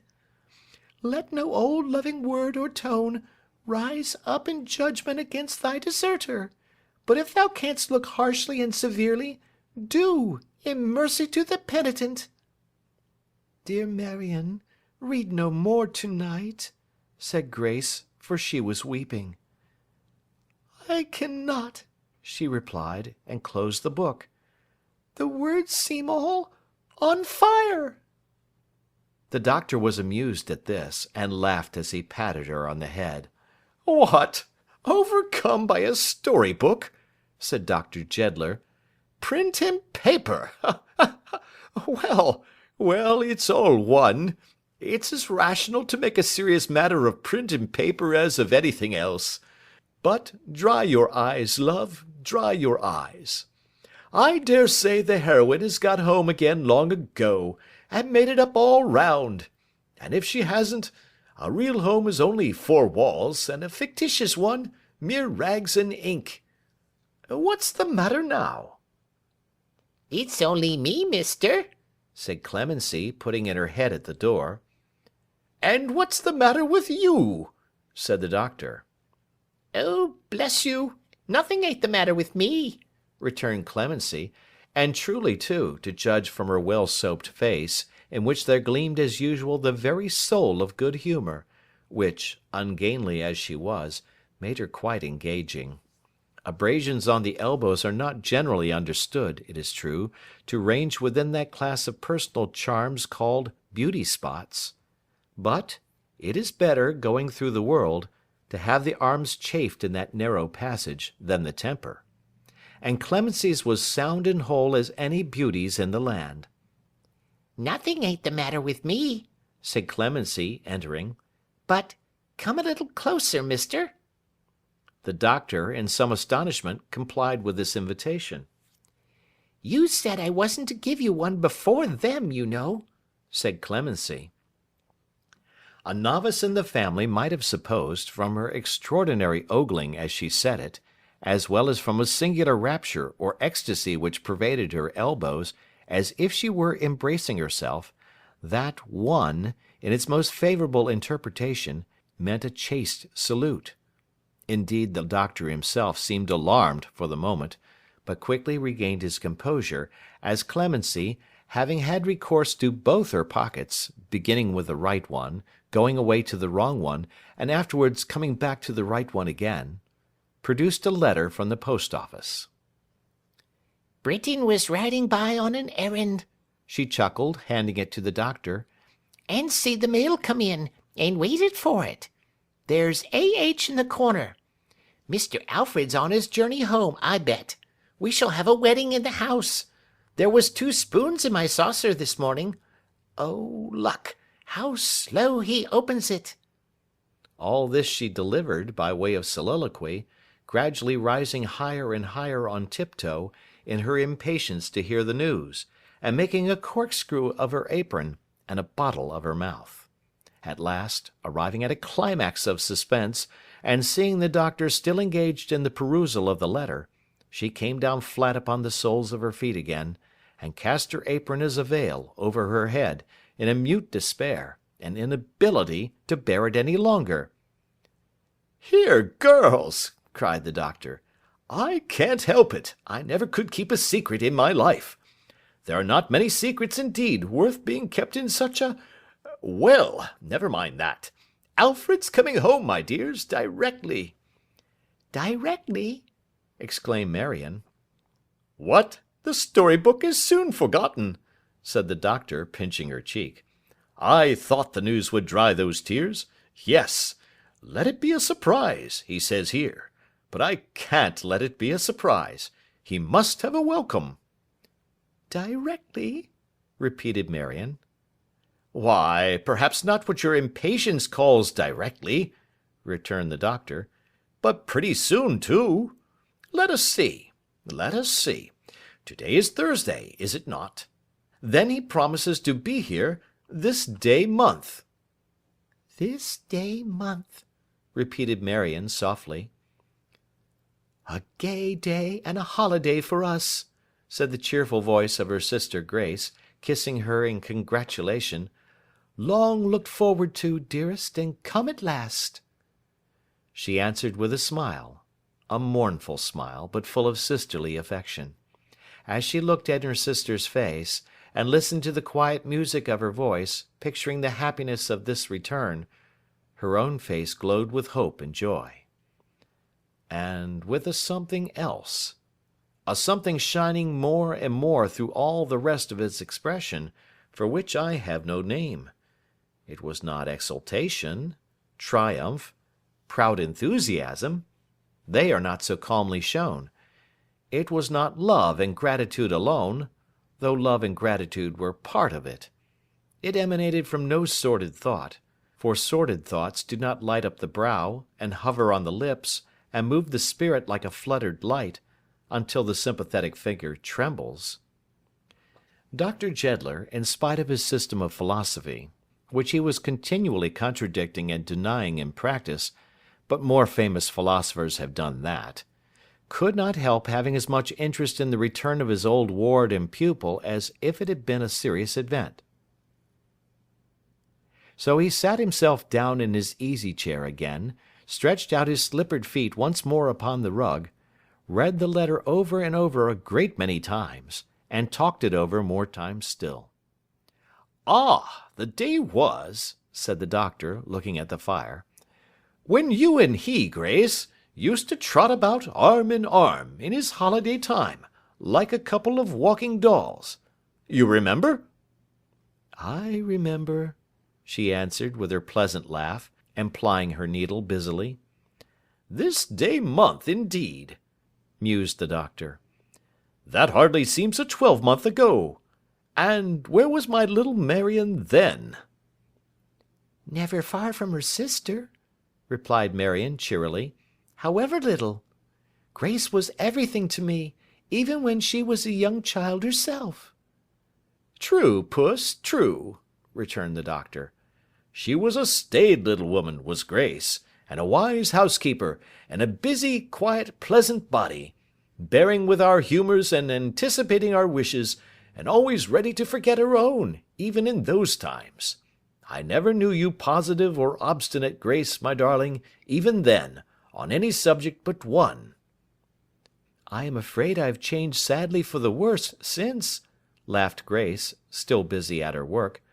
"What was that one, father?" "Alfred, of course," said the doctor. "Nothing would serve you but you must be called Alfred's wife. So we called you Alfred's wife, and you liked it better, I believe, odd as it seems now, than being called a duchess, if we could have made you one." "Indeed," said Grace placidly. "Why, don't you remember?" inquired the doctor. "I think I remember something of it," she returned, "but not much. It's so long ago." And as she sat at work she hummed the burden of an old song, which the doctor liked.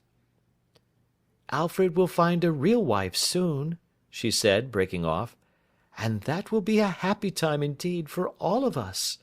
My 3 years' trust is nearly at an end, Marion. It has been a very easy one. I shall tell Alfred, when I give you back to him, that you have loved him dearly all the time, and that he has never once needed my good services. May I tell him so, love?" "Tell him, dear Grace," replied Marion, "that there never was a trust so generously, nobly, steadfastly discharged, and that I have loved you all the time, dearer and dearer every day, and, oh, how dearly now!"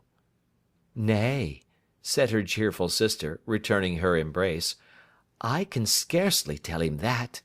We will leave my deserts to Alfred's imagination. It will be liberal enough, dear Marion, like your own." With that she resumed the work she had for a moment laid down, when her sister spoke so fervently, and with it the old song the doctor liked to hear. And the doctor, still reposing in his easy chair, with his slippered feet stretched out before him on the rug, listened to the tune and beat time on his knee with Alfred's letter, and looked at his 2 daughters, and thought that among the many trifles of the trifling world, these trifles were agreeable enough. Clemency Newcome, in the meantime, having accomplished her mission and lingered in the room until she had made herself a party to the news, descended to the kitchen, where her coadjutor, Mr. Britain, was regaling after supper, surrounded by such a plentiful collection of bright pot lids, well-scoured saucepans, burnished dinner covers, gleaming kettles, and other tokens of her industrious habits, arranged upon the walls and shelves, that he sat as in the centre of a hall of mirrors. The majority did not give forth very flattering portraits of him, certainly, nor were they by any means unanimous in their reflections, as some made him very long-faced, others very broad-faced, some tolerably well-looking, others vastly ill-looking, according to their several manners of reflecting, which were as various, in respect of one fact, as those of so many kinds of men. But they all agreed that in the midst of them sat, quite at his ease, an individual with a pipe in his mouth, and a jug of beer at his elbow, who nodded condescendingly to Clemency when she stationed herself at the same table. "Well, Clemmy," said Britain, "how are you by this time, and what's the news?" Clemency told him the news, which he received very graciously. A gracious change had come over Benjamin from head to foot. He was much broader, much redder, much more cheerful, and much jollier in all respects. It seemed as if his face had been tied up in a knot before, and was now untwisted and smoothed out. "There'll be another job for Snitchey and Craggs, I suppose," he observed, puffing slowly at his pipe. "More witnessing for you and me, perhaps, Clemmy." "Lor!" replied his fair companion, with her favourite twist of her favourite joints. "I wish it was me, Britain." "Wish what was you?" "Going to be married," said Clemency. Benjamin took his pipe out of his mouth and laughed heartily. "Yes, you're a likely subject for that," he said. "Poor Clem!" Clemency, for her part, laughed as heartily as he, and seemed as much amused by the idea. "Yes," she assented, I'm a likely subject for that, ain't I?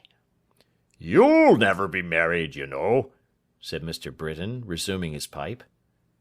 Don't you think I ever shall, though? Said Clemency, in perfect good faith. Mr. Britain shook his head. Not a chance of it. Only think, said Clemency. Well, I suppose you mean to, Britain, one of these days, don't you? A question so abrupt, upon a subject so momentous, required consideration. After blowing out a great cloud of smoke, and looking at it with his head now on this side and now on that, as if it were actually the question, and he was surveying it in various aspects, Mr. Britain replied that he wasn't altogether clear about it, but yes, he thought he might come to that at last. I wish her joy, whoever she may be, cried Clemency. Oh, she'll have that, said Benjamin. Safe enough. but she wouldn't have led quite such a joyful life as she will lead, and wouldn't have made quite such a sociable sort of husband as she will have, said Clemency, spreading herself half over the table, and staring retrospectively at the candle, if it hadn't been for... Not that I want to do it, for it were accidental, I'm sure. If it hadn't been for me, now would she, Britain? Certainly not, returned Mr. Britain, by this time in that high state of appreciation of his pipe, when a man can open his mouth but a very little way for speaking purposes, and sitting luxuriously immovable in his chair, can afford to turn only his eyes towards a companion, and that very passively and gravely. Oh, I'm greatly beholden to you, you know, Clem. Lor, how nice that is to think of, said Clemency. At the same time, bringing her thoughts as well as her sight to bear upon the candle grease, and becoming abruptly reminiscent of its healing qualities as a balsam, she anointed her left elbow with a plentiful application of that remedy. You see, I've made a great many investigations of one sort and another in my time, pursued Mr. Britain with the profundity of a sage, having been always of an inquiring turn of mind, and I've read a good many books about the general rights of things and wrongs of things, for I went into the literary line myself when I began life. Did you, though? cried the admiring Clemency. Yes, said Mr. Britain. I was hid for the best part of 2 years behind a bookstall, ready to fly out if anybody pocketed a volume, and after that I was light porter to a stay and mantua maker, in which capacity I was employed to carry about, in oilskin baskets, nothing but deceptions, which soured my spirits and disturbed my confidence in human nature, and after that I heard a world of discussions in this house, which soured my spirits fresh, and my opinion after all is, that, as a safe and comfortable sweetener of the same, and as a pleasant guide through life, there's nothing like a nutmeg grater. Clemency was about to offer a suggestion, but he stopped her by anticipating it. Combined, he added gravely, with a thimble. Do as you would, you know, and search hey, observed Clemency, folding her arms comfortably in her delight at this avowal, and patting her elbows. Such a short cut, ain't it? I'm not sure, said Mr. Britain, that it's what would be considered good philosophy. I've my doubts about that, but it wears well, and saves a quantity of snarling, which the genuine article don't always. See how you used to go on once yourself, you know, said Clemency. Ah, said Mr. Britain, but the most extraordinary thing, Clemmy, is that I should live to be brought round through you. That's the strange part of it. Through you. Why, I suppose you haven't so much as half an idea in your head.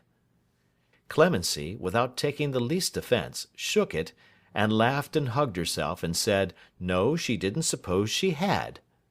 I'm pretty sure of it, said Mr. Britain. Oh, I dare say you're right, said Clemency. I don't pretend to none. I don't want any. Benjamin took his pipe from his lips, and laughed till the tears ran down his face. What a natural you are, Clemmy, he said, shaking his head, with an infinite relish of the joke, and wiping his eyes. Clemency, without the smallest inclination to dispute it, did the like, and laughed as heartily as he. I can't help liking you, said Mr. Britain. You're a regular good creature in your way, so shake hands, Clem. Whatever happens, I'll always take notice of you, and be a friend to you. Will you? returned Clemency. Well, that's very good of you. Yes, yes, said Mr. Britain, giving her his pipe to knock the ashes out of it. I'll stand by you. Hark! That's a curious noise. Noise, repeated Clemency. A footstep outside. Somebody dropping from the wall, it sounded like, said Britain. Are they all abed upstairs? Yes, all abed by this time, she replied. Didn't you hear anything? No. They both listened, but heard nothing. I tell you what, said Benjamin, taking down a lantern. I'll have a look around before I go to bed myself, for satisfaction's sake. Undo the door while I light this, Clemmy. Clemency complied briskly, but observed as she did so that he would only have his walk for his pains, that it was all his fancy, and so forth. Mr. Britain said, very likely, but sallied out, nevertheless, armed with the poker, and casting the light of the lantern far and near in all directions. It's as quiet as a churchyard, said Clemency, looking after him. And almost as ghostly, too. Glancing back into the kitchen, she cried fearfully as a light figure stole into her view. What's that? Hush, said Marion in an agitated whisper. You have always loved me, have you not? Loved you, child? You may be sure I have. I am sure. And I may trust you, may I not? There is no one else just now in whom I can trust. Yes, said Clemency with all her heart. There is someone out there, pointing to the door, whom I must see and speak with tonight. Michael Warden, for God's sake, retire! Not now! Clemency started with surprise and trouble as, following the direction of the speaker's eyes, she saw a dark figure standing in the doorway. In another moment you may be discovered, said Marion. Not now. Wait if you can, in some concealment. I will come presently. He waved his hand to her and was gone. Don't go to bed. Wait here for me, said Marion hurriedly. I have been seeking to speak to you for an hour past. Oh, be true to me. Eagerly seizing her bewildered hand, and pressing it with both her own to her breast, an action more expressive, in its passion of entreaty, than the most eloquent appeal in words, Marion withdrew, as the light of the returning lantern flashed into the room. All still and peaceable. Nobody there. Fancy, I suppose, said Mr. Britain as he locked and barred the door. One of the effects of having a lively imagination. Hullo! Why, what's the matter? Clemency, who could not conceal the effects of her surprise and concern, was sitting in a chair, pale and trembling from head to foot. Matter? She repeated, chafing her hands and elbows nervously, and looking anywhere but at him. That's good in you, Britain, that is. After going and frightening one out of one's life with noises and lanterns, and I don't know what all. Matter? Oh, yes. If you're frightened out of your life by a lantern, Clemmy, said Mr. Britain, composedly blowing it out and hanging it up again, that apparition's very soon got rid of. But you're as bold as brass in general, he said, stopping to observe her. And were, after the noise and the lantern, too. What have you taken into your head? Not an idea, eh?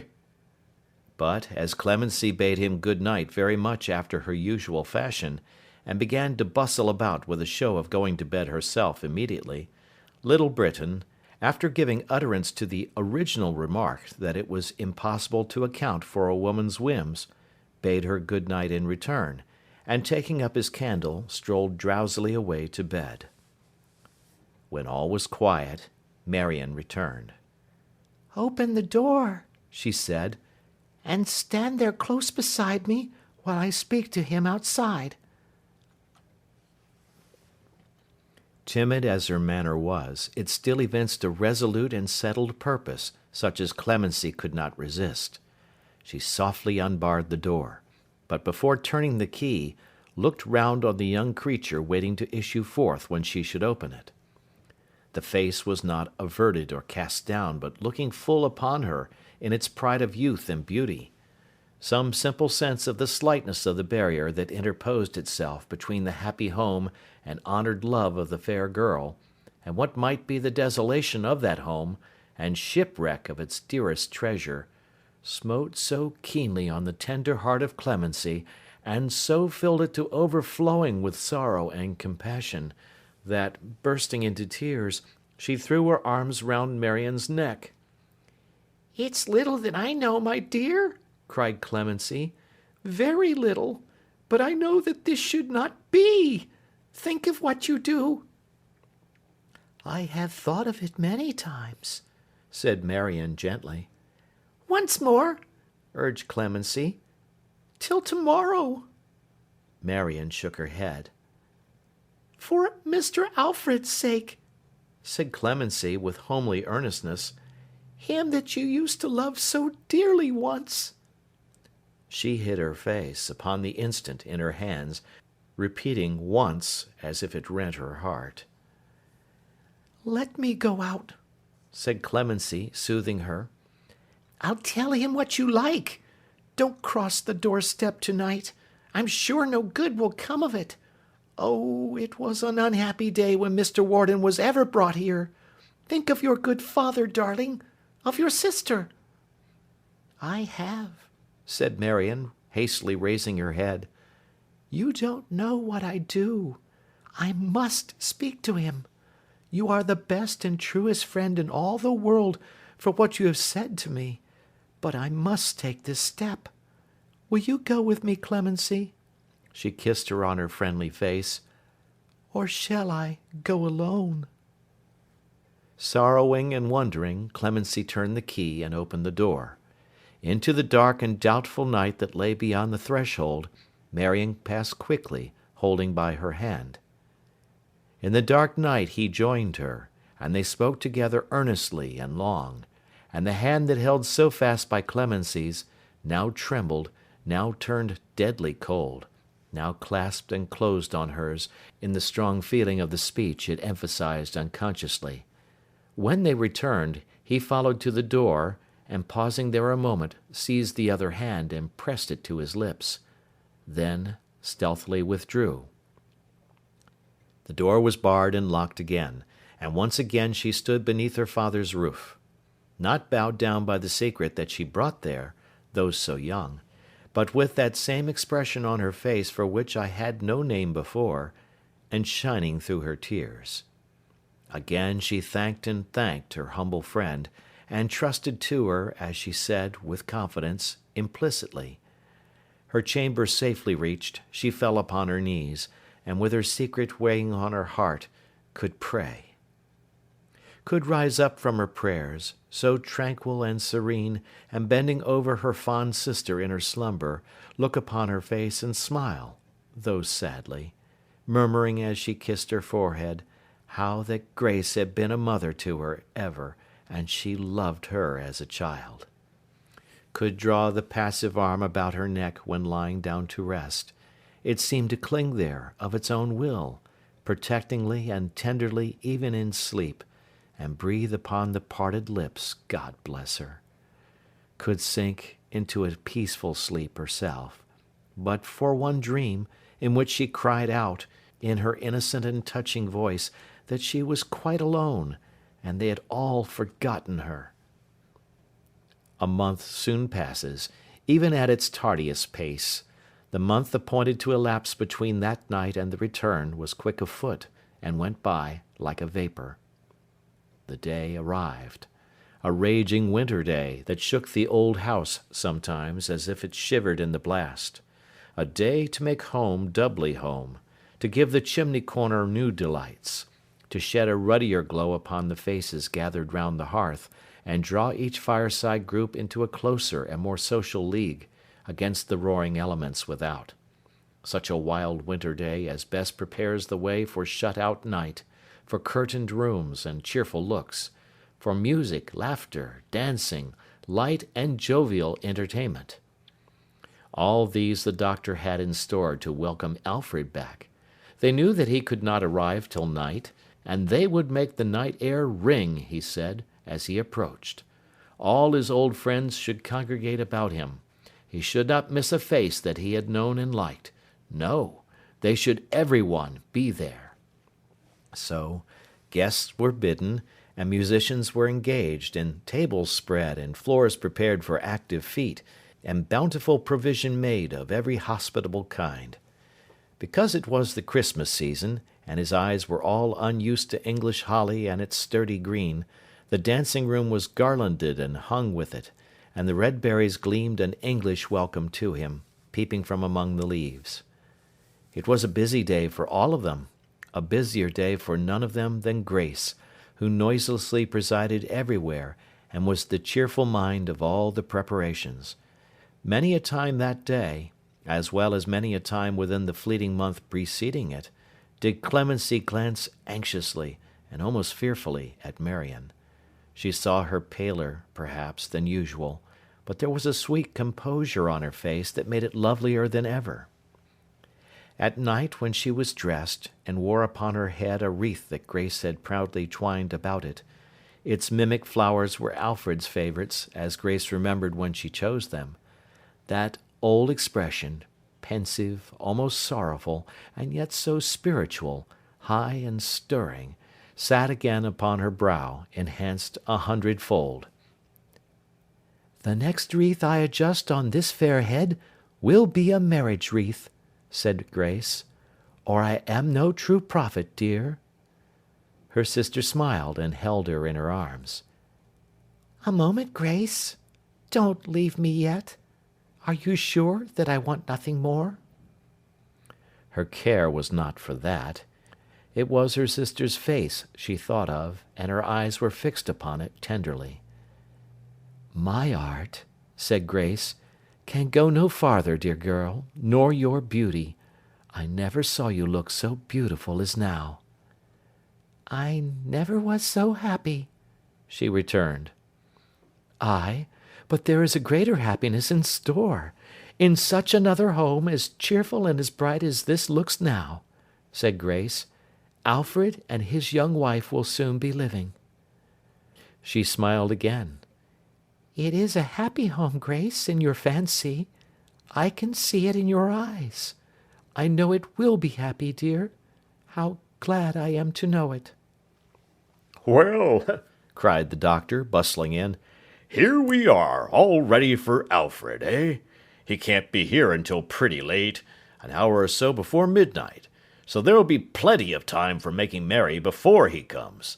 He'll not find us with the ice unbroken. Pile up the fire here, Britain. Let it shine upon the holly till it winks again. It's a world of nonsense, Puss. True lovers and all the rest of it. All nonsense. But we'll be nonsensical with the rest of 'em, and give our true lover a mad welcome.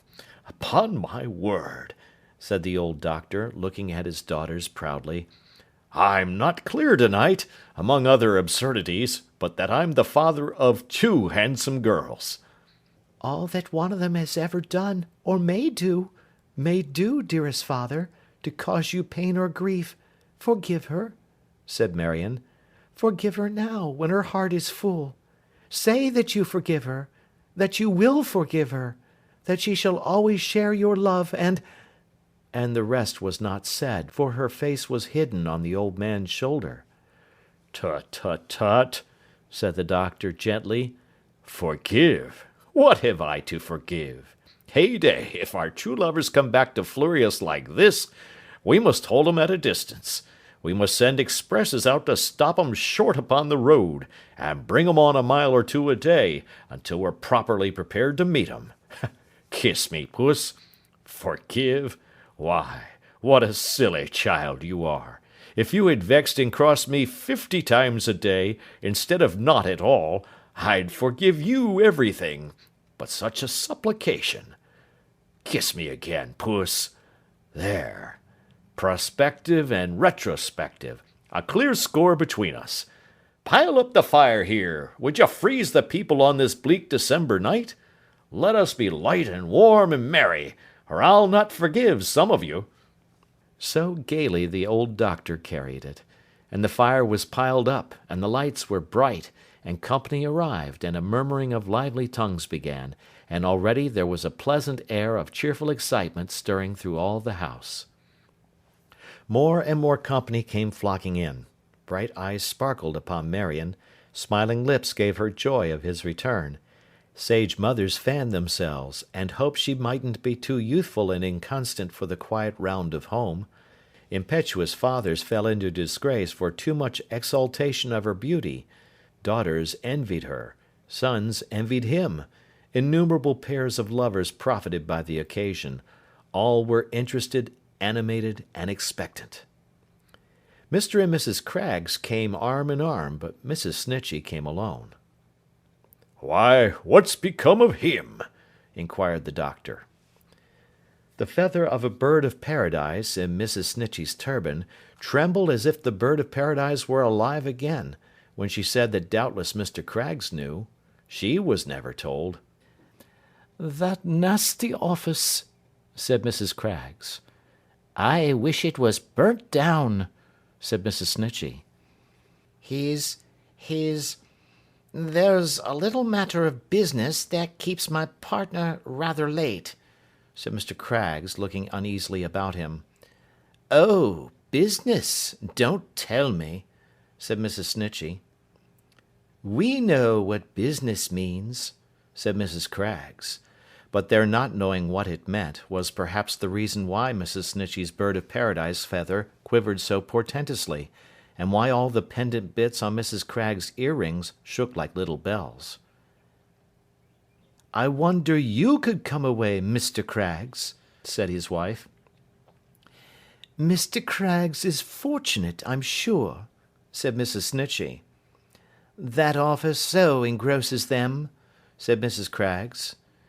"A person with an office has no business to be married at all," said Mrs. Snitchey. Then Mrs. Snitchey said, within herself, that that look of hers had pierced to Craggs's soul, and he knew it, and Mrs. Craggs observed to Craggs that his Snitcheys were deceiving him behind his back, and he would find it out when it was too late. Still Mr. Craggs, without much heeding these remarks, looked uneasily about until his eye rested on Grace, to whom he immediately presented himself. "Good evening, ma'am," said Craggs. "You look charmingly. Your sister, Miss Marion, is she—" "Oh, she's quite well, Mr. Craggs." "Yes, is she here?" asked Craggs. "Here? Don't you see her yonder? Going to dance?" said Grace. Mr. Craggs put on his spectacles to see the better, looked at her through them for some time, coughed, and put them, with an air of satisfaction, in their sheath again, and in his pocket. Now the music struck up, and the dance commenced. The bright fire crackled and sparkled, rose and fell, as though it joined the dance itself, in right good fellowship. Sometimes it roared as if it would make music too. Sometimes it flashed and beamed as if it were the eye of the old room. It winked, too, sometimes, like a knowing patriarch, upon the youthful whisperers in corners. Sometimes it sported with the holly boughs, and shining on the leaves by fits and starts, made them look as if they were in the cold winter night again, and fluttering in the wind. Sometimes its genial humour grew obstreperous, and past all bounds, and then it cast into the room, among the twinkling feet, with a loud burst, a shower of harmless little sparks, and in its exultation leaped and bounded like a mad thing up the broad old chimney. Another dance was near its close, when Mr. Snitchey touched his partner, who was looking on, upon the arm. Mr. Craggs started, as if his familiar had been a spectre. "Is he gone?" he asked. "Hush! He has been with me," said Snitchey, "for 3 hours and more. He went over everything. He looked into all our arrangements for him, and was very particular indeed. Humph!" The dance was finished. Marion passed close before him, as he spoke. She did not observe him or his partner, but looked over her shoulder towards her sister in the distance as she slowly made her way into the crowd and passed out of their view. You see, all safe and well, said Mr. Craggs. He didn't recur to that subject, I suppose? Not a word. And is he really gone? Is he safe away? He keeps to his word. He drops down the river with the tide in that shell of a boat of his, and so goes out to sea on this dark night. A daredevil he is, before the wind.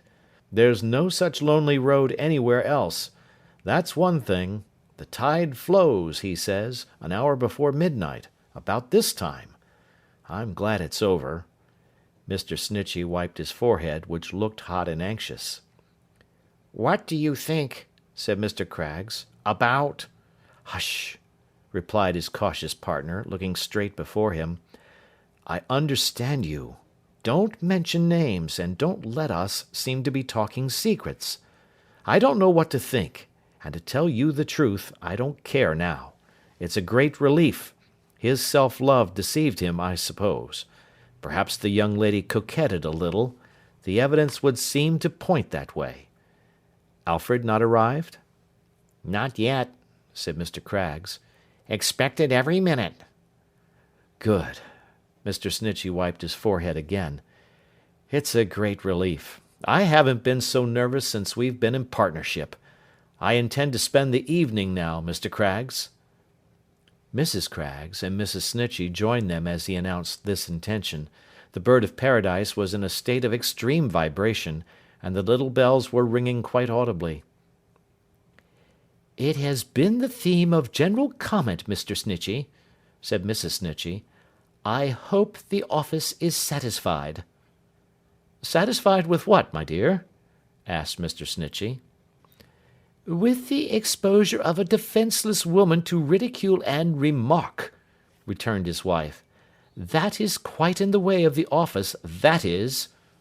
I really myself, said Mrs. Craggs, have been so long accustomed to connect the office with everything opposed to domesticity, that I am glad to know it as the avowed enemy of my peace.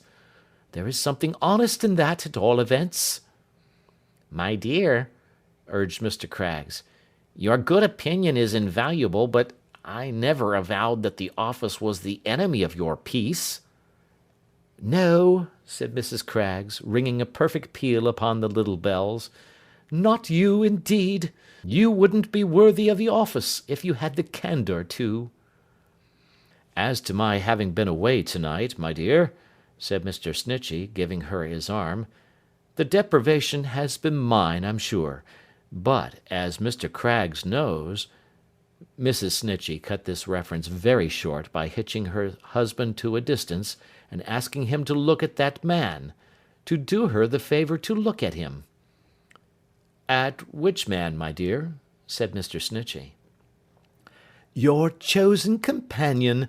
I'm no companion to you, Mr. Snitchey. Yes, yes, you are, my dear, he interposed. No, no, I'm not, said Mrs. Snitchey with a majestic smile. I know my station. Will you look at your chosen companion, Mr. Snitchey? At your referee? At the keeper of your secrets? At the man you trust? At your other self, in short?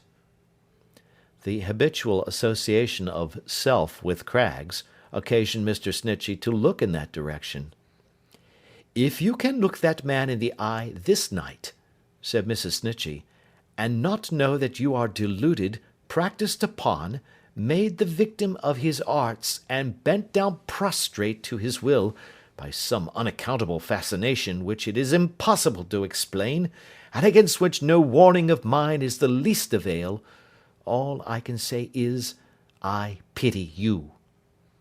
At the very same moment Mrs. Craggs was oracular on the cross subject. Was it possible, she said, that Craggs could so blind himself to his snitcheys as not to feel his true position? Did he mean to say that he had seen his snitcheys come into that room, and didn't plainly see that there was reservation, cunning, treachery in the man? Would he tell her that his very action, when he wiped his forehead and looked so stealthily about him, didn't show that there was something weighing on the conscience of his precious Snitcheys, if he had a conscience, that wouldn't bear the light? Did anybody but his Snitcheys come to festive entertainments like a burglar? Which, by the way, was hardly a clear illustration of the case, as he had walked in very mildly at the door. And would he still assert to her at noonday, it being nearly midnight, that his Snitcheys were to be justified through thick and thin against all facts and reason and experience? Neither Snitchey nor Craggs openly attempted to steer the current which had thus set in, but both were content to be carried gently along it until its force abated. This happened at about the same time as a general movement for a country dance, which Mr. Snitchey proposed himself as a partner to Mrs. Craggs, and Mr. Craggs gallantly offered himself to Mrs. Snitchey, and after some slight evasions as, "Why don't you ask somebody else?" and "You'll be glad, I know, if I decline," and "I wonder you can dance out of the office," but this jocosely now, each lady graciously accepted and took her place. It was an old custom among them, indeed, to do so, and to pair off, in like manner, at dinners and suppers, for they were excellent friends, and on a footing of easy familiarity. Perhaps the false Craggs and the wicked Snitchey were a recognized fiction with the two wives, as Doe and Roe, incessantly running up and down bailiwicks, were with the two husbands; or perhaps the ladies had instituted, and taken upon themselves, these two shares in the business, rather than be left out of it altogether. But, certain it is, that each wife went as gravely and steadily to work in her vocation as her husband did in his, and would have considered it almost impossible for the firm to maintain a successful and respectable existence without her laudable exertions. But now, the bird of paradise was seen to flutter down the middle, and the little bells began to bounce and jingle in poussette, and the doctor's rosy face spun round and round, like an expressive peg-top highly varnished, and breathless Mr. Craggs began to doubt already whether country dancing had been made too easy, like the rest of life, and Mr. Snitchey, with his nimble cuts and capers, footed it for self and Craggs, and half a dozen more.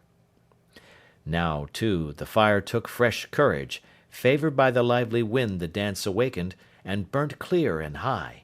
It was the genius of the room, and present everywhere. It shone in people's eyes. It sparkled in the jewels on the snowy necks of girls. It twinkled at their ears as if it whispered to them slyly. It flashed about their waists. It flickered on the ground and made it rosy for their feet. It bloomed upon the ceiling that its glow might set off their bright faces, and it kindled up a general illumination in Mrs. Craggs's little belfry. Now, too, the lively air that fanned it grew less gentle as the music quickened and the dance proceeded with new spirit, and a breeze arose that made the leaves and berries dance upon the wall, as they had often done upon the trees, and the breeze rustled in the room as if an invisible company of fairies, treading in the footsteps of the good substantial revellers, were whirling after them. Now, too, no feature of the doctor's face could be distinguished as he spun and spun, and now there seemed a dozen birds of paradise in fitful flight, and now there were 1,000 little bells at work, and now a fleet of flying skirts was ruffled by a little tempest, when the music gave in, and the dance was over. Hot and breathless as the doctor was, it only made him the more impatient for Alfred's coming. "Anything been seen, Britain? Anything been heard?" Too dark to see far, sir. Too much noise inside the house to hear. "That's right, the gayer welcome for him. How goes the time?" Just 12, sir. He can't be long, sir. "Stir up the fire, and throw another log upon it," said the doctor. "Let him see his welcome blazing out upon the night. Good boy! As he comes along." He saw it. Yes, from the chaise he caught the light as he turned the corner by the old church. He knew the room from which it shone. He saw the wintry branches of the old trees between the light and him.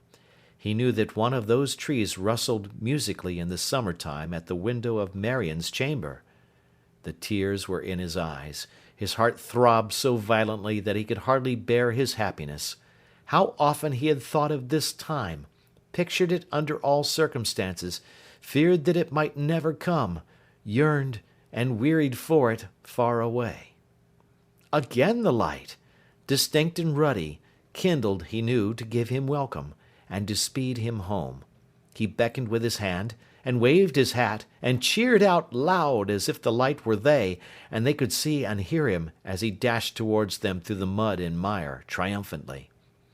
Stop! He knew the doctor, and understood what he had done. He would not let it be a surprise to them. But he could make it one, yet, by going forward on foot. If the orchard gate were open, he could enter there. If not, the wall was easily climbed, as he knew of old, and he would be among them in an instant. He dismounted from the chaise, and telling the driver, even that was not easy in his agitation, to remain behind for a few minutes, and then to follow slowly, ran on with exceeding swiftness, tried the gate, scaled the wall, jumped down on the other side, and stood panting in the old orchard. There was a frosty rime upon the trees, which, in the faint light of the clouded moon, hung upon the smaller branches like dead garlands. Withered leaves crackled and snapped beneath his feet, as he crept softly on towards the house.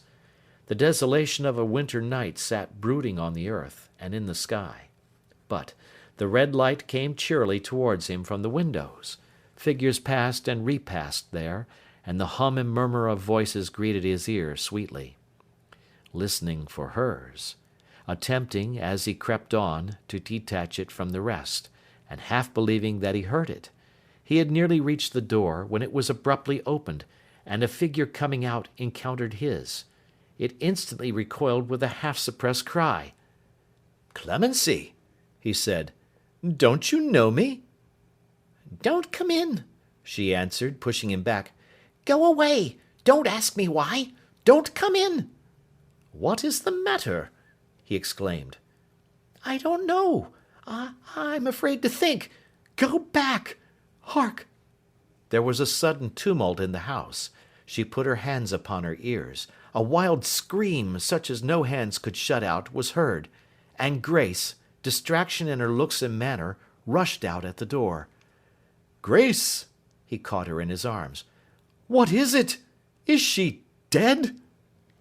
She disengaged herself, as if to recognize his face, and fell down at his feet. A crowd of figures came about them from the house. Among them was her father, with a paper in his hand. "What is it?" cried Alfred, grasping his hair with his hands, and looking in an agony from face to face, as he bent upon his knee beside the insensible girl. "Will no one look at me? Will no one speak to me? Does no one know me? Is there no voice among you all to tell me what it is?" There was a murmur among them. "She is gone." "Gone?" he echoed. "Fled, my dear Alfred," said the doctor, in a broken voice, and with his hands before his face. "Gone from her home and us, tonight.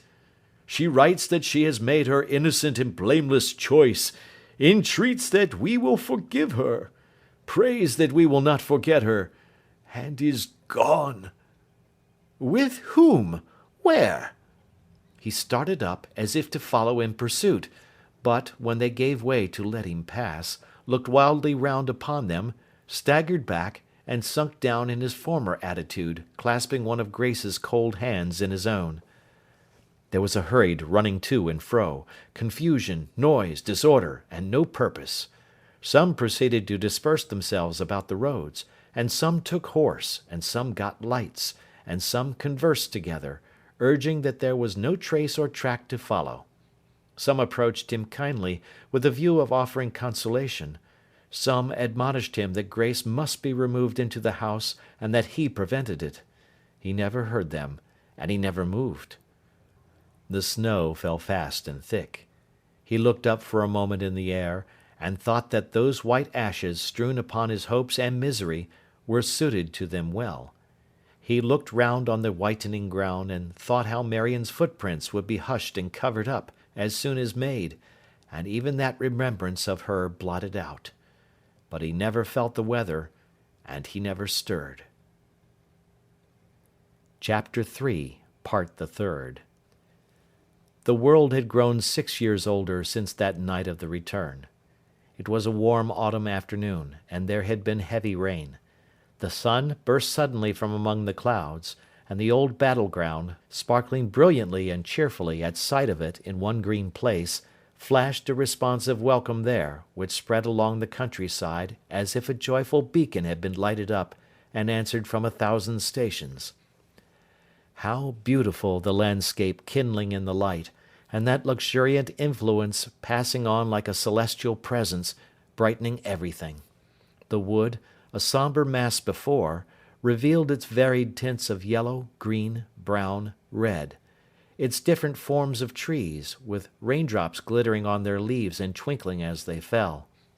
The verdant meadowland, bright and glowing, seemed as if it had been blind a minute since, and now had found a sense of sight wherewith to look up at the shining sky.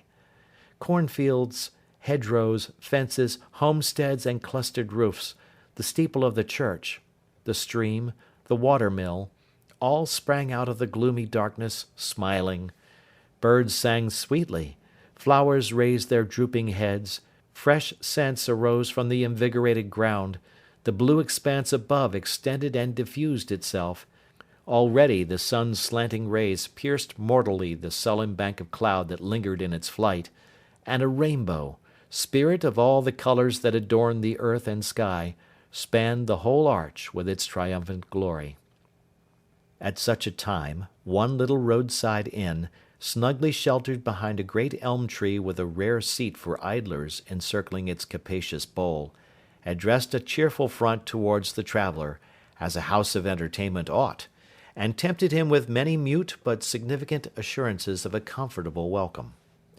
The ruddy signboard perched up in the tree, with its golden letters winking in the sun, ogled the passer-by, from among the green leaves, like a jolly face, and promised good cheer. The horse-trough, full of clear, fresh water, and the ground below it sprinkled with droppings of fragrant hay, made every horse that passed prick up his ears.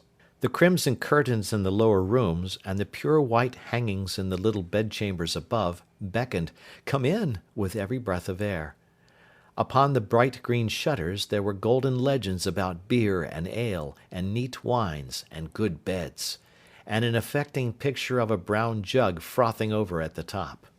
Upon the window-sills were flowering plants in bright red pots, which made a lively show against the white front of the house, and in the darkness of the doorway there were streaks of light, which glanced off from the surfaces of bottles and tankards. On the doorstep appeared a proper figure of a landlord too, for, though he was a short man, he was round and broad, and stood with his hands in his pockets, and his legs just wide enough apart to express a mind at rest upon the subject of the cellar, and an easy confidence, too calm and virtuous to become a swagger, in the general resources of the inn. The superabundant moisture, trickling from everything after the late rain, set him off well. Nothing near him was thirsty. Certain top-heavy dahlias, looking over the palings of his neat, well-ordered garden, had swilled as much as they could carry, perhaps a trifle more, and may have been the worse for liquor, but the sweetbriar, roses, wallflowers, the plants at the windows, and the leaves on the old tree, were in the beaming state of moderate company that had taken no more than was wholesome for them, and had served to develop their best qualities. Sprinkling dewy drops about them on the ground, they seemed profuse of innocent and sparkling mirth, that did good where it lighted, softening neglected corners which the steady rain could seldom reach, and hurting nothing. This village inn had assumed, on being established, an uncommon sign.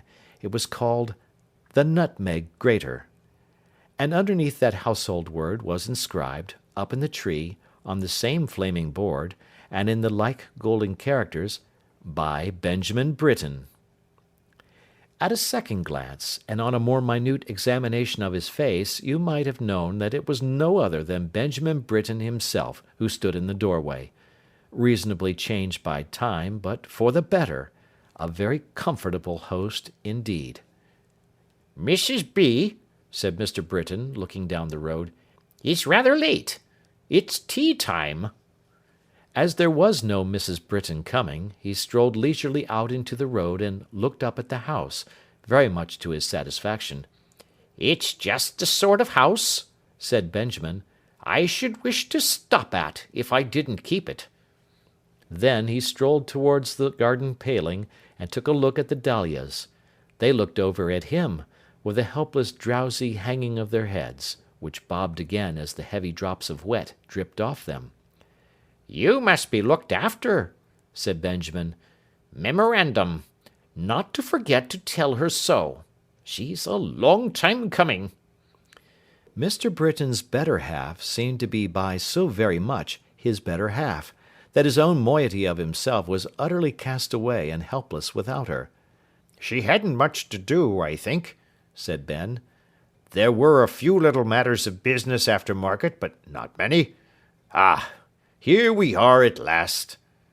A chaise cart, driven by a boy, came clattering along the road, and seated in it, in a chair, with a large well-saturated umbrella spread out to dry behind her, was the plump figure of a matronly woman, with her bare arms folded across a basket which she carried on her knee, several other baskets and parcels lying crowded around her, and a certain bright good nature in her face and contented awkwardness in her manner, as she jogged to and fro with the motion of her carriage, which smacked of old times, even in the distance. Upon her nearer approach, this relish of bygone days was not diminished, and when the cart stopped at the nutmeg grater door, a pair of shoes, alighting from it, slipped nimbly through Mr. Britten's open arms, and came down with a substantial weight upon the pathway, which shoes could hardly have belonged to any one but Clemency Newcome.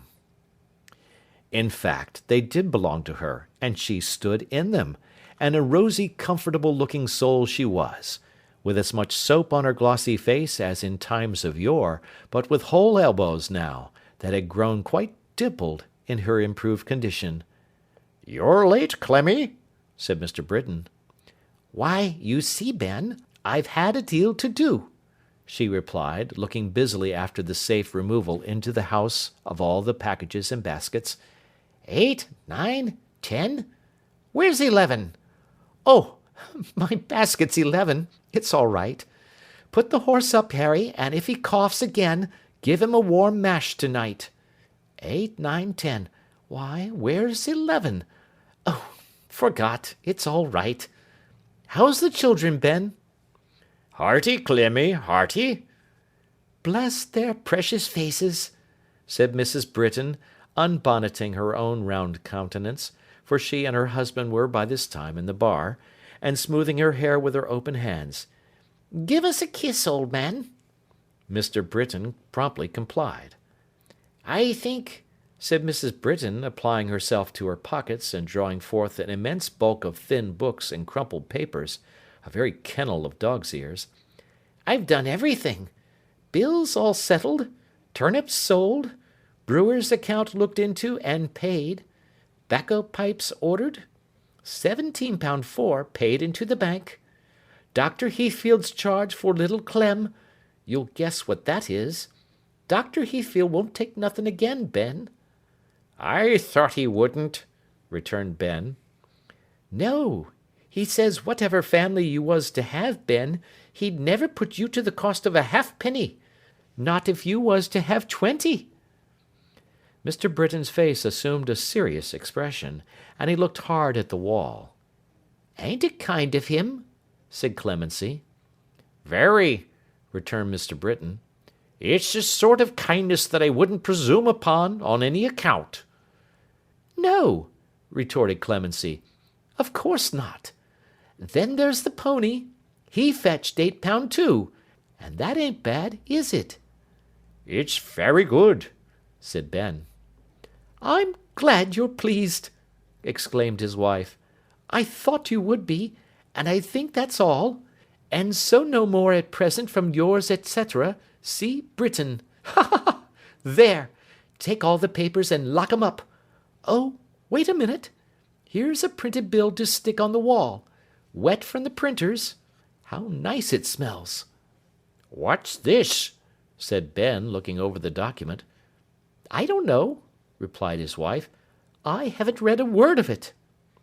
To be sold by auction, read the host of the Nutmeg Grater, unless previously disposed of by private contract. They always put that, said Clemency. Yes, but they don't always put this, he returned. Look here. Mansion, etc. Offices, etc.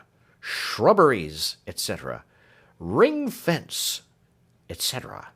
Messrs. Snitchey and Craggs, etc. Ornamental portion of the unencumbered freehold property of Michael Warden, Esquire, intending to continue to reside abroad. Intending to continue to reside abroad, repeated Clemency. Here it is, said Britain. Look. And it was only this very day that I heard it whispered at the old house that better and plainer news had been half promised of her soon, said Clemency, shaking her head sorrowfully, and patting her elbows, as if the recollection of old times unconsciously awakened her old habits. Dear, dear, dear, there'll be heavy hearts, Ben, yonder. Mr. Britain heaved a sigh, and shook his head, and said he couldn't make it out. He had left off trying long ago. With that remark he applied himself to putting up the bill just inside the bar window. Clemency, after meditating in silence for a few moments, roused herself, cleared her thoughtful brow, and bustled off to look after the children. Though the host of the Nutmeg Grater had a lively regard for his good wife, it was of the old patronizing kind, and she amused him mightily. Nothing would have astonished him so much as to have known for certain from any third party that it was she who managed the whole house, and made him, by her plain, straightforward thrift, good humour, honesty, and industry, a thriving man. So easy it is, in any degree of life, as the world very often finds it, to take those cheerful natures that never assert their merit at their own modest valuation, and to conceive a flippant liking of people for their outward oddities and eccentricities, whose innate worth, if we would look so far, might make us blush in the comparison. It was comfortable to Mr. Britain to think of his own condescension in having married Clemency. She was a perpetual testimony to him of the goodness of his heart, and the kindness of his disposition, and he felt that her being an excellent wife was an illustration of the old precept that virtue is its own reward. He had finished wafering up the bill, and had locked the vouchers for her day's proceedings in the cupboard, chuckling all the time over her capacity for business, when, returning with the news that the two Master Britons were playing in the coach-house under the superintendence of one Betsy, and that little Clem was sleeping like a picture, she sat down to tea, which had awaited her arrival, on a little table. It was a very neat little bar, with the usual display of bottles and glasses, a sedate clock, right to the minute (it was 5:30), everything in its place, and everything furbished and polished up to the very utmost. "It's the first time I've sat down quietly to-day, I declare," said Mrs. Britain, taking a long breath, as if she had sat down for the night, but getting up again immediately to hand her husband his tea, and cut him his bread and butter. "How that bill does set me thinking of old times!" "Ah!" said Mr. Britain, handling his saucer like an oyster, and disposing of its contents on the same principle. "That same Mr. Michael Warden," said Clemency, shaking her head at the notice of sale, "lost me my old place." "And got you your husband," said Mr. Britain. "Well, so he did," retorted Clemency, "and many thanks to him." "Man's the creature of habit," said Mr. Britain, surveying her over his saucer. "I had somehow got used to you, Clem, and I found I shouldn't be able to get on without you. So we went and got made man and wife, Ha ha ha! We! Who'd have thought it? Who indeed? Cried Clemency. It was very good of you, Ben. No, no, no, replied Mr. Britain with an air of self-denial. Nothing worth mentioning. Oh, yes, it was, Ben, said his wife with great simplicity. I'm sure I think so, and am very much obliged to you. Ah, looking again at the bill, when she was known to be gone and out of reach, dear girl, I couldn't help telling, for her sake quite as much as theirs, what I knew, could I? You told it anyhow, observed her husband. And Dr. Jeddler, pursued Clemency, putting down her teacup, and looking thoughtfully at the bill, in his grief and passion turned me out of house and home. I never have been so glad of anything in all my life as that I didn't say an angry word to him, and hadn't any angry feeling towards him even then, for he repented that truly afterwards. How often he has sat in this room and told me over and over again he was sorry for it. The last time only yesterday, when you were out. How often he has sat in this room and talked to me, hour after hour, about one thing and another, in which he made believe to be interested, but only for the sake of the days that are gone by, and because he knows she used to like me, Ben. Why, how did you ever come to catch a glimpse of that, Clem? asked her husband, astonished that she should have a distinct perception of a truth which had only dimly suggested itself to his inquiring mind. I don't know, I'm sure, said Clemency, blowing her tea to cool it. Bless you, I couldn't tell you, if you was to offer me a reward of £100. He might have pursued this metaphysical subject but for her catching a glimpse of a substantial fact behind him, in the shape of a gentleman attired in mourning, and cloaked and booted like a rider on horseback, who stood at the bar door. He seemed attentive to their conversation, and not at all impatient to interrupt it. Clemency hastily arose at this sight. Mr. Britain also rose and saluted the guest. Were you pleased to walk upstairs, sir? There's a very nice room upstairs, sir.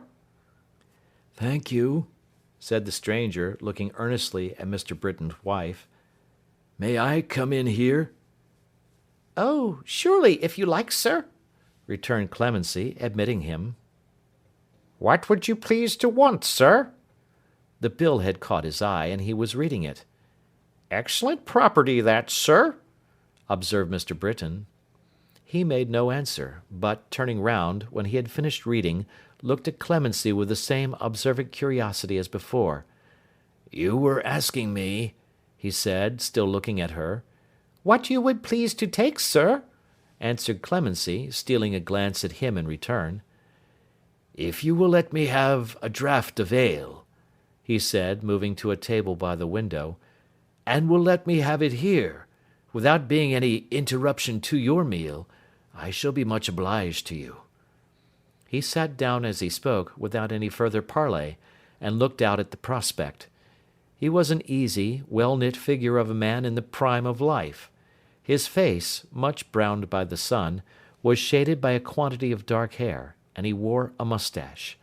His beer being set before him, he filled out a glass, and drank good-humouredly to the house, adding, as he put the tumbler down again, It's a new house, is it not? Not particularly new, sir, replied Mr. Britain. Between 5 and 6 years old, said Clemency, speaking very distinctly. I think I heard you mention Dr. Jeddler's name as I came in, inquired the stranger. That bill reminds me of him, for I happen to know something of that story by hearsay, and through certain connections of mine. Is the old man living? Yes, he's living, sir, said Clemency. Much changed? Since when, sir?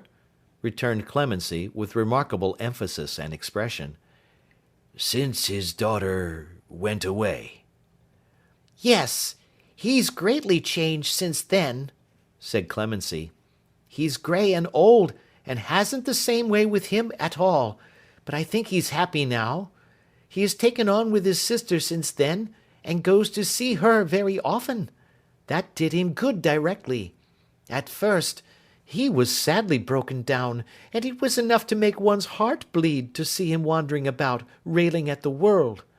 But a great change for the better came over him after a year or two, and then he began to talk about his lost daughter, and to praise her, ay, and the world too, and was never tired of saying, with the tears in his poor eyes, how beautiful and good she was. He had forgiven her then. That was about the same time as Miss Grace's marriage. Britain, you remember?" Mr. Britain remembered very well. "The sister is married, then," returned the stranger. He paused for some time before he asked, "To whom?" Clemency narrowly escaped oversetting the tea-board in her emotion at this question. "Did you never hear?" she said. "I should like to hear," he replied, as he filled his glass again and raised it to his lips. "Ah, it would be a long story if it was properly told," said Clemency, resting her chin on the palm of her left hand, and supporting that elbow on her right hand as she shook her head, and looked back through the intervening years as if she were looking at a fire. "It would be a long story, I'm sure." "But told as a short one," suggested the stranger. "Told as a short one," repeated Clemency in the same thoughtful tone, and without any apparent reference to him, or consciousness of having auditors. "What would there be to tell? That they grieved together, and remembered her together, like a person dead? That they were so tender of her, never would reproach her, called her back to one another as she used to be, and found excuses for her? Every one knows that. I'm sure I do. No one better," added Clemency, wiping her eyes with her hand. "And so," suggested the stranger. "And so," said Clemency, taking him up mechanically, and without any change in her attitude or manner, "they at last were married. They were married on her birthday. It comes round again to-morrow. Very quiet, very humble-like, but very happy. Mr. Alfred said, one night when they were walking in the orchard, 'Grace, shall our wedding day be Marion's birthday?' And it was." "And they have lived happily together?" said the stranger. "Ay," said Clemency, "no two people ever more so. They have had no sorrow but this." She raised her head as with a sudden attention to the circumstances under which she was recalling these events, and looked quickly at the stranger. Seeing that his face was turned towards the window, and that he seemed intent upon the prospect, she made some eager signs to her husband and pointed to the bill, and moved her mouth as if she were repeating with great energy one word or phrase to him over and over again. As she uttered no sound, and as her dumb motions, like most of her gestures, were of a very extraordinary kind, this unintelligible conduct reduced Mr. Britain to the confines of despair. He stared at the table, at the stranger, at the spoons, at his wife, followed her pantomime with looks of deep amazement and perplexity, asked in the same language, was it property in danger, was it he in danger, was it she, answered her signals with other signals expressive of the deepest distress and confusion, followed the motions of her lips, guessed half aloud milk and water, monthly warning, mice and walnuts, and couldn't approach her meaning. Clemency gave it up at last, as a hopeless attempt, and moving her chair by very slow degrees a little nearer to the stranger, sat with her eyes apparently cast down, but glancing sharply at him now and then, waiting until he should ask some other question. She had not to wait long, for he said presently, "And what is the after history of the young lady who went away? They know it, I suppose?" Clemency shook her head. "I've heard," she said, "that Dr. Jeddler is thought to know more of it than he tells. Miss Grace has had letters from her sister, saying that she was well and happy, and made much happier by her being married to Mr. Alfred, and has written letters back. But there's a mystery about her life and fortunes altogether, which nothing has cleared up to this hour, and which—" She faltered here, and stopped. "And which?" repeated the stranger. "Which only one other person, I believe, could explain," said Clemency, drawing her breath quickly. "Who may that be?" asked the stranger. "Mr. Michael Warden," answered Clemency, almost in a shriek, at once conveying to her husband what she would have had him understand before, and letting Michael Warden know that he was recognised. "You remember me, sir?" said Clemency, trembling with emotion. "I saw just now you did. You remember me? That night in the garden. I was with her." "Yes, you were," he said. "Yes, sir," returned Clemency. "Yes, to be sure. This is my husband, if you please. Ben, my dear Ben, run to Miss Grace, run to Mr. Alfred, run somewhere, Ben. Bring somebody here directly." "Stay," said Michael Warden, quietly interposing himself between the door and Britain. "What would you do?" "Let them know that you are here, sir," answered Clemency, clapping her hands in sheer agitation. "Let them know that they may hear of her, from your own lips. Let them know that she is not quite lost to them, but that she will come home again yet, to bless her father and her loving sister, even her old servant, even me," she struck herself upon the breast with both hands, "with a sight of her sweet face. Run, Ben, run!" And still she pressed him on towards the door, and still Mr. Warden stood before it, with his hands stretched out, not angrily, but sorrowfully. "Or perhaps," said Clemency, running past her husband, and catching in her emotion at Mr. Warden's cloak, "perhaps she's here now. Perhaps she's close by. I think from your manner she is. Let me see her, sir, if you please. I waited on her when she was a little child. I saw her grow to be the pride of all this place.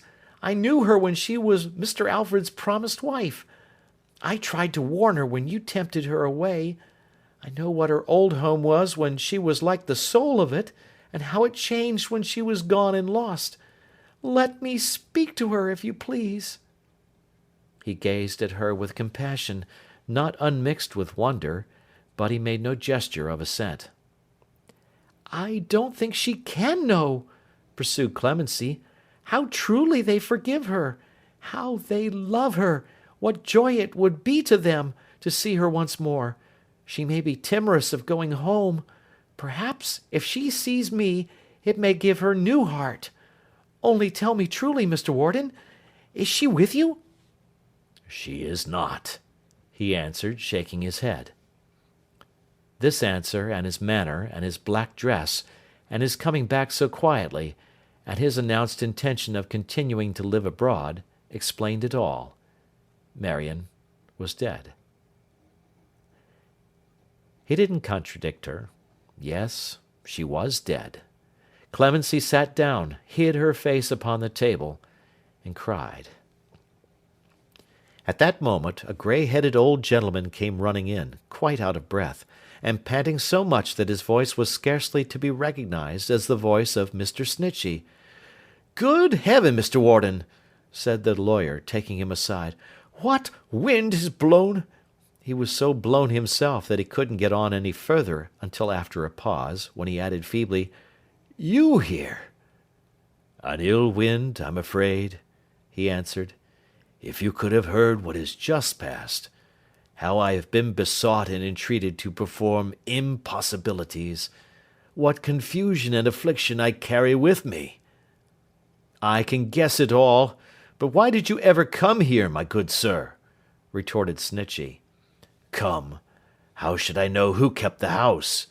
When I sent my servant on to you, I strolled in here because the place was new to me, and I had a natural curiosity in everything new and old in these old scenes, and it was outside the town.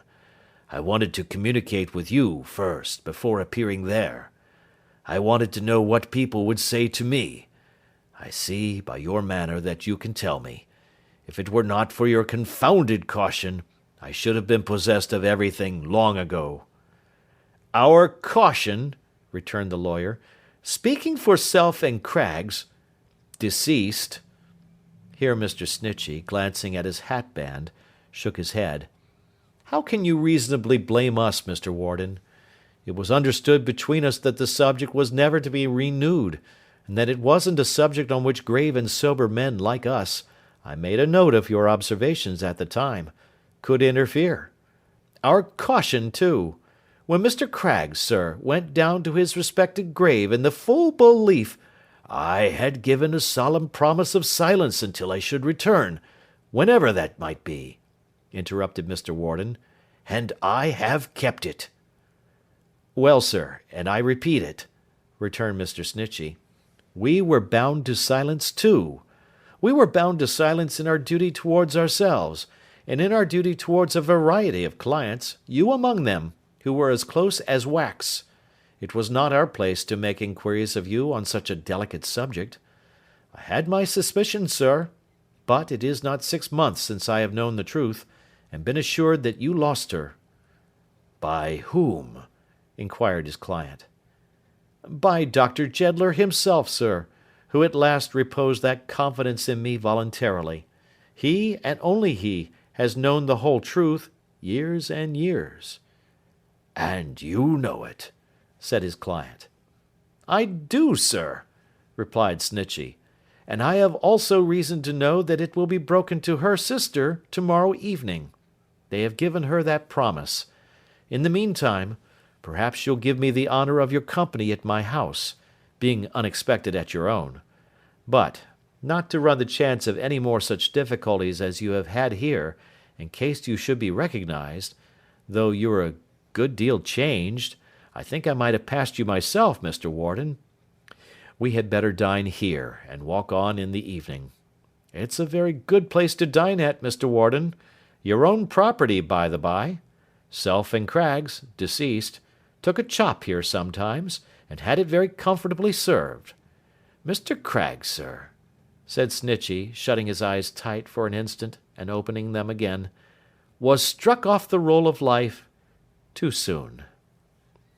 Heaven forgive me for not condoling with you, returned Michael Warden, passing his hand across his forehead, but I'm like a man in a dream at present. I seem to want my wits. Mr. Craggs. Yes, I am very sorry we have lost Mr. Craggs. But he looked at Clemency as he said it, and seemed to sympathize with Ben, consoling her. Mr. Craggs, sir, observed Snitchey, didn't find life, I regret to say, as easy to have and to hold as his theory made it out, or he would have been among us now. It's a great loss to me. He was my right arm, my right leg, my right ear, my right eye, was Mr. Craggs. I am paralytic without him. He bequeathed his share of the business to Mrs. Craggs, her executors, administrators, and assigns. His name remains in the firm to this hour. I try, in a childish sort of a way, to make believe sometimes he's alive. You may observe that I speak for self and Craggs. Deceased, sir, deceased, said the tender-hearted attorney, waving his pocket handkerchief. Michael Warden, who had still been observant of Clemency, turned to Mr. Snitchey when he ceased to speak, and whispered in his ear. Ah, poor thing, said Snitchey, shaking his head. Yes, she was always very faithful to Marion. She was always very fond of her. Pretty Marion. Poor Marion. Cheer up, mistress. You are married now, you know, Clemency. Clemency only sighed and shook her head. Well, well, wait till tomorrow, said the lawyer kindly.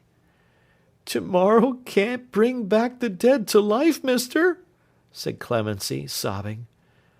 No, it can't do that, or it would bring back Mr. Craggs, deceased, returned the lawyer. But it may bring some soothing circumstances. It may bring some comfort. Wait till tomorrow. So Clemency, shaking his proffered hand, said she would, and Britain, who had been terribly cast down at sight of his despondent wife, which was like the business hanging its head, said that was right, and Mr. Snitchey and Michael Warden went upstairs, and there they were soon engaged in a conversation so cautiously conducted that no murmur of it was audible above the clatter of plates and dishes, the hissing of the frying pan, the bubbling of saucepans, the low monotonous waltzing of the jack, with a dreadful click every now and then as if it had met with some mortal accident to its head, in a fit of giddiness, and all the other preparations in the kitchen for their dinner. Tomorrow was a bright and peaceful day, and nowhere were the autumn tints more beautifully seen than from the quiet orchard of the doctor's house.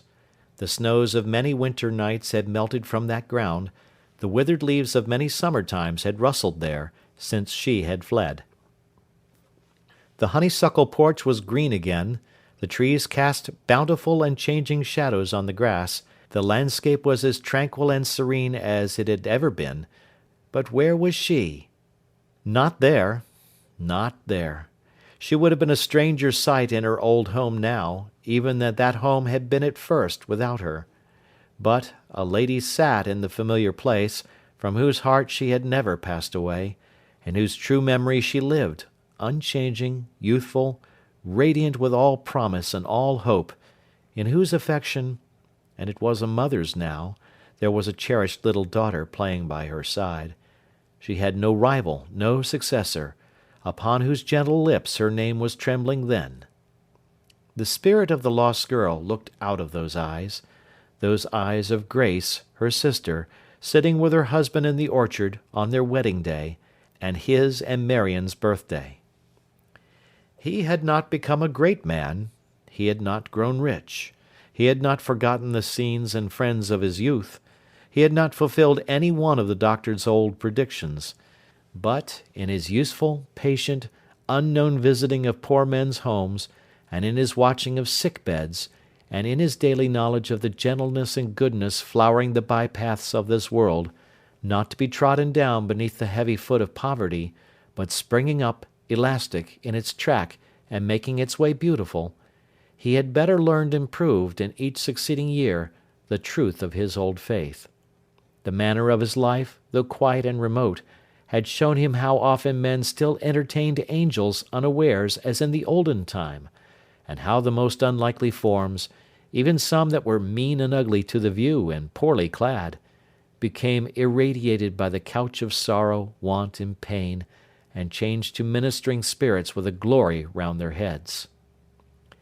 He lived to better purpose on the altered battleground, perhaps, than if he had contended restlessly in more ambitious lists, and he was happy with his wife, dear Grace. And Marion, had he forgotten her? "The time has flown, dear Grace," he said, "since then." They had been talking of that night. "And yet it seems a long, long while ago. We count by changes and events within us, not by years." "Yet we have years to count by, too, since Marion was with us," returned Grace. 6 times, dear husband, counting tonight as one, we have sat here on her birthday, and spoken together of that happy return, so eagerly expected and so long deferred. Ah, when will it be? When will it be? Her husband attentively observed her, as the tears collected in her eyes, and drawing nearer, said, "But Marion told you, in that farewell letter which she left upon your table, love, and which you read so often, that years must pass away before it could be. Did she not?" She took a letter from her breast, and kissed it, and said, "Yes." "That through these intervening years, however happy she might be, she would look forward to the time when you would meet again, and all would be made clear, and that she prayed you, trustfully and hopefully, to do the same. The letter runs so, does it not, my dear?" "Yes, Alfred." "And every other letter she has written since?" "Except the last, some months ago, in which she spoke of you, and what you then knew, and what I was to learn to-night." He looked towards the sun, then fast declining, and said that the appointed time was sunset. "Alfred," said Grace, laying her hand upon his shoulder earnestly, "there is something in this letter, this old letter which you say I read so often, that I have never told you. But tonight, dear husband, with that sunset drawing near, and all our life seeming to soften and become hushed with the departing day, I cannot keep it secret." "What is it, love?" "When Marion went away, she wrote me here that you had once left her a sacred trust to me, and that now she left you, Alfred, such a trust in my hands, praying and beseeching me, as I loved her, and as I loved you, not to reject the affection she believed, she knew, she said, you would transfer to me when the new wound was healed, but to encourage and return it." "And make me a proud and happy man again, Grace. Did she say so?" "She meant to make myself so blessed and honoured in your love," was his wife's answer as he held her in his arms. "Hear me, my dear," he said. "No, hear me so." And as he spoke, he gently laid the head she had raised again upon his shoulder. "I know why I have never heard this passage in the letter until now. I know why no trace of it ever showed itself in any word or look of yours at that time. I know why Grace, although so true a friend to me, was hard to win to be my wife. And knowing it, my own, I know the priceless value of the heart I gird within my arms, and thank God for the rich possession." She wept, but not for sorrow, as he pressed her to his heart. After a brief space, he looked down at the child who was sitting at their feet playing with a little basket of flowers, and bade her look how golden and how red the sun was. "Alfred," said Grace, raising her head quickly at these words, "the sun is going down. You have not forgotten what I am to know before it sets." "You are to know the truth of Marion's history, my love," he answered. "All the truth," she said imploringly. "Nothing veiled from me any more. That was the promise, was it not?" "It was," he answered. "Before the sun went down on Marion's birthday, and you see it, Alfred, it is sinking fast." He put his arm about her waist, and, looking steadily into her eyes, rejoined, "That truth is not reserved so long for me to tell, dear Grace. It is to come from other lips." "From other lips?" she faintly echoed. "Yes. I know your constant heart, I know how brave you are. I know that to you a word of preparation is enough. You have said, truly, that the time is come. It is. Tell me that you have present fortitude to bear a trial, a surprise, a shock. And the messenger is waiting at the gate." "What messenger?" she said. "And what intelligence does he bring?" "I am pledged," he answered her, preserving his steady look, "to say no more. Do you think you understand me?" "I am afraid to think," she said. There was that emotion in his face, despite its steady gaze, which frightened her. Again she hid her own face on his shoulder, trembling, and entreated him to pause a moment. "Courage, my wife.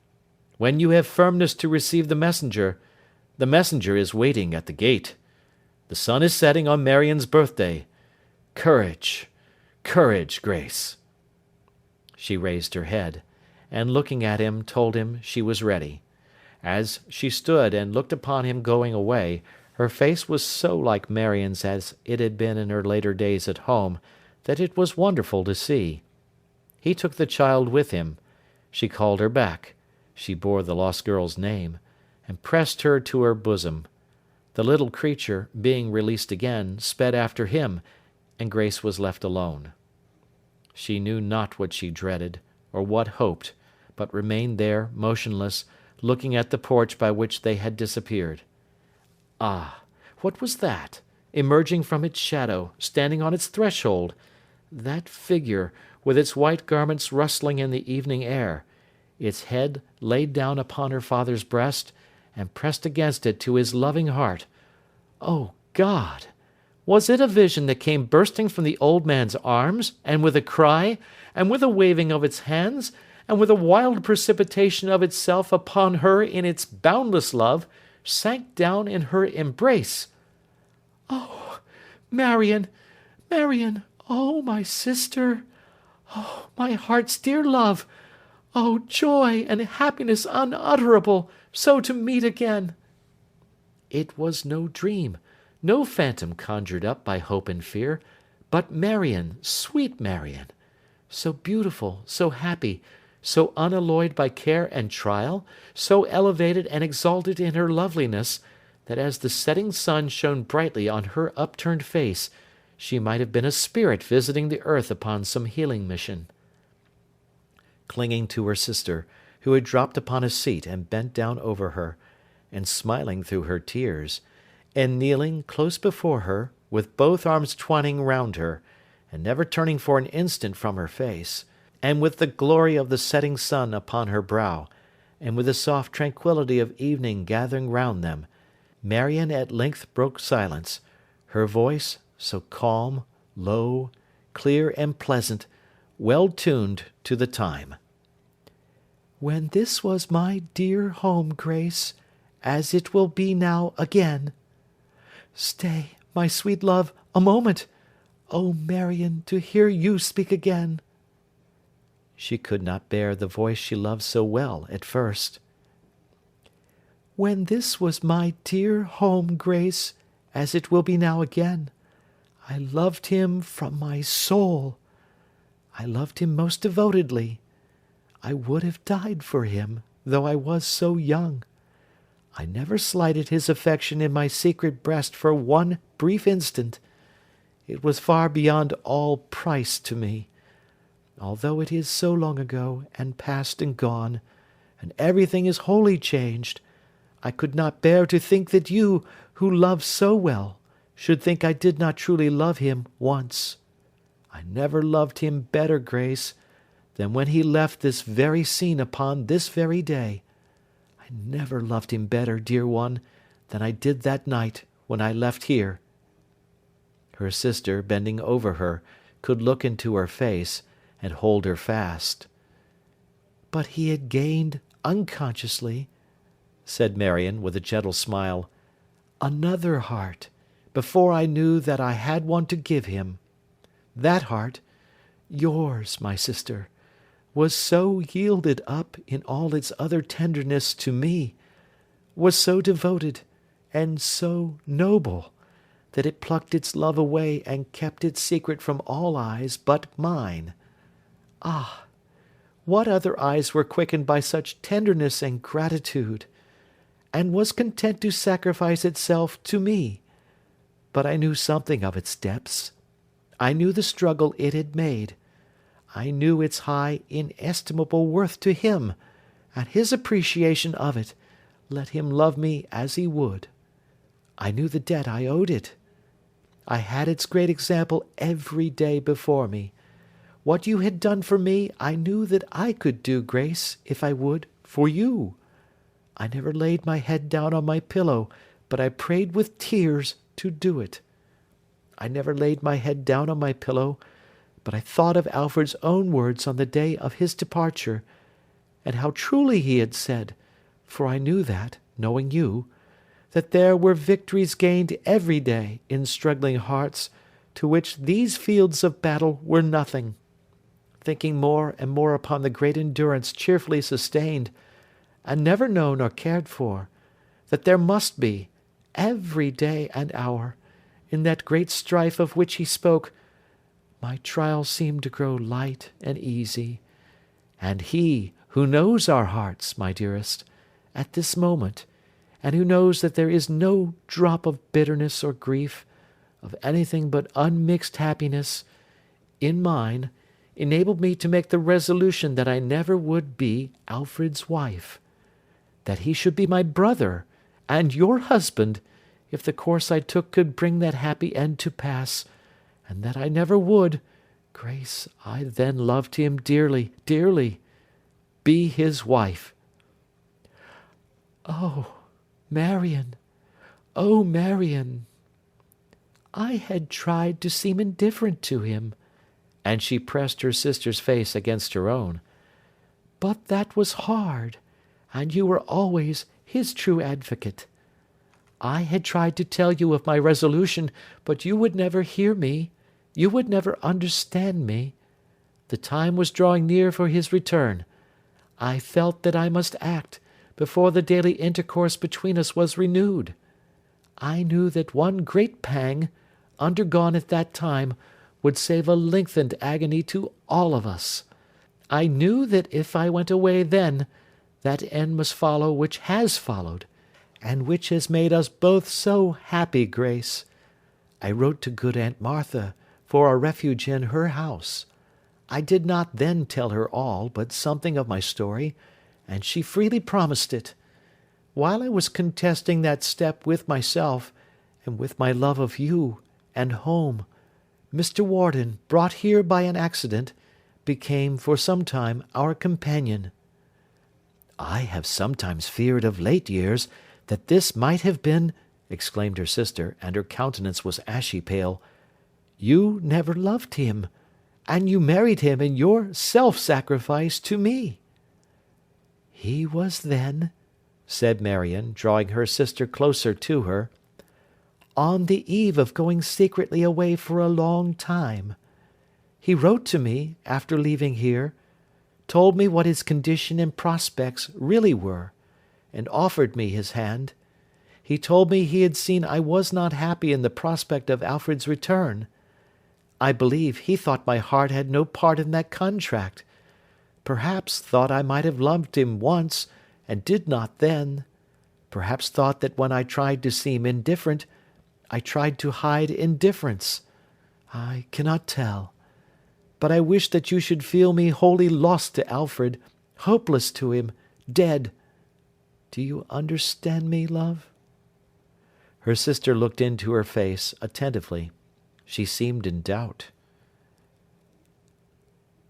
I saw Mr. Warden, and confided in his honour, charged him with my secret, on the eve of his and my departure.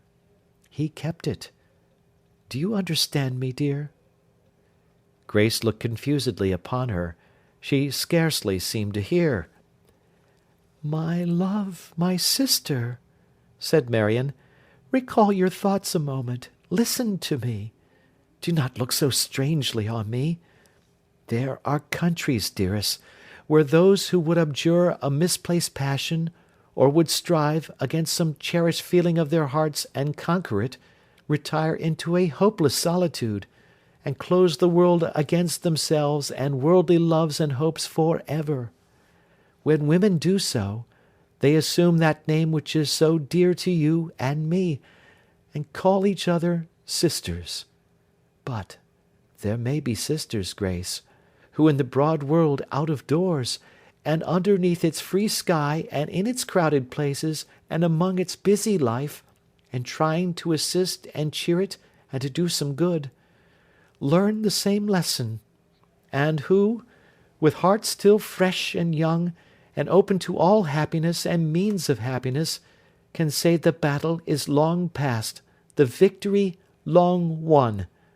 And such a one am I. You understand me now? Still she looked fixedly upon her, and made no reply.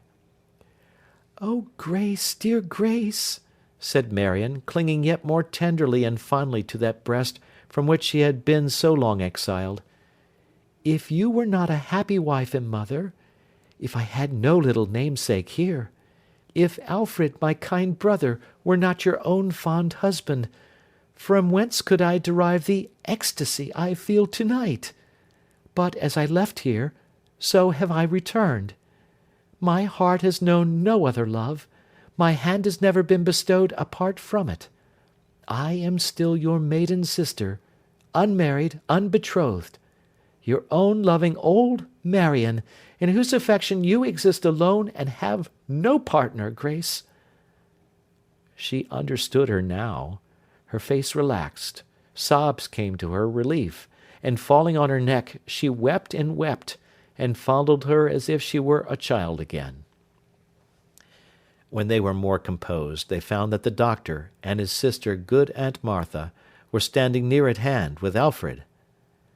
"This is a weary day for me," said good Aunt Martha, smiling through her tears as she embraced her nieces, for I lose my dear companion in making you all happy. And what can you give me in return for my Marion?" "A converted brother," said the doctor. "That's something, to be sure," retorted Aunt Martha, "in such a farce as—" "No, pray don't," said the doctor penitently. "Well, I won't," replied Aunt Martha, "but I consider myself ill-used. I don't know what's to become of me without my Marion, after we have lived together half a dozen years." "You must come and live here, I suppose," replied the doctor. "We shan't quarrel now, Martha." "Or you must get married, aunt," said Alfred. "Indeed," returned the old lady, "I think it might be a good speculation if I were to set my cap at Michael Warden, who, I hear, is come home much the better for his absence in all respects. But as I knew him when he was a boy, and I was not a very young woman then, perhaps he mightn't respond. So I'll make up my mind to go and live with Marion when she marries, and until then, it will not be very long, I dare say, to live alone. What do you say, brother?" "I've a great mind to say it's a ridiculous world altogether, and there's nothing serious in it," observed the poor old doctor. "You might take 20 affidavits of it if you chose, Anthony," said his sister, "but nobody would believe you with such eyes as those." "It's a world full of hearts," said the doctor, hugging his youngest daughter, and bending across her to hug Grace, for he couldn't separate the sisters, "and a serious world, with all its folly, even with mine, which was enough to swamp the whole globe. And it is a world on which the sun never rises, but it looks upon 1,000 bloodless battles that are some set off against the miseries and wickedness of battlefields. And it is a world we need be careful how we libel, heaven forgive us, for it is a world of sacred mysteries, and its creator only knows what lies beneath the surface of his lightest image." "You would not be the better pleased with my rude pen, if it dissected and laid open to your view the transports of this family, long severed and now reunited. Therefore, I will not follow the poor doctor through his humbled recollection of the sorrow he had had when Marion was lost to him, nor will I tell how serious he had found that world to be, in which some love, deep anchored, is the portion of all human creatures, nor how such a trifle as the absence of one little unit in the great absurd account had stricken him to the ground, nor how, in compassion for his distress, his sister had, long ago, revealed the truth to him by slow degrees, and brought him to the knowledge of the heart of his self-banished daughter, and to that daughter's side. Nor how Alfred Heathfield had been told the truth too in the course of that then current year, and Marion had seen him, and had promised him, as her brother, that on her birthday, in the evening, Grace should know it from her lips at last. "I beg your pardon, doctor," said Mr. Snitchey, looking into the orchard, "but have I the liberty to come in?" Without waiting for permission, he came straight to Marion, and kissed her hand quite joyfully. "If Mr. Craggs had been alive, my dear Miss Marion," said Mr. Snitchey, "he would have had great interest in this occasion. It might have suggested to him, Mr. Alfred, that our life is not too easy perhaps, that, taken altogether, it will bear any little smoothing we can give it. But Mr. Craggs was a man who could endure to be convinced, sir. He was always open to conviction. If he were open to conviction now— This is weakness, Mrs. Snitchey, my dear." At his summons that lady appeared from behind the door. "You are among old friends." Mrs. Snitchey, having delivered her congratulations, took her husband aside. "One moment, Mr. Snitchey," said that lady. "It is not in my nature to rake up the ashes of the departed." "No, my dear," returned her husband. "Mr. Craggs is—" "Yes, my dear, he is deceased," said Snitchey. "But I ask you if you recollect," pursued his wife, "that evening of the ball? I only ask you that. If you do, and if your memory has not entirely failed you, Mr. Snitchey, and if you are not absolutely in your dotage, I ask you to connect this time with that, to remember how I begged and prayed you on my knees." "Upon your knees, my dear?" said Mr. Snitchey. "Yes," said Mrs. Snitchey, confidently, "and you know it, to beware of that man, to observe his eye, and now to tell me whether I was right, and whether at that moment he knew secrets which he didn't choose to tell." "Mrs. Snitchey," returned her husband in her ear, "madam, did you ever observe anything in my eye?" "No," said Mrs. Snitchey, sharply. "Don't flatter yourself." "Because, madam, that night," he continued, twitching her by the sleeve, "it happens that we both knew secrets which we didn't choose to tell, and both knew just the same professionally.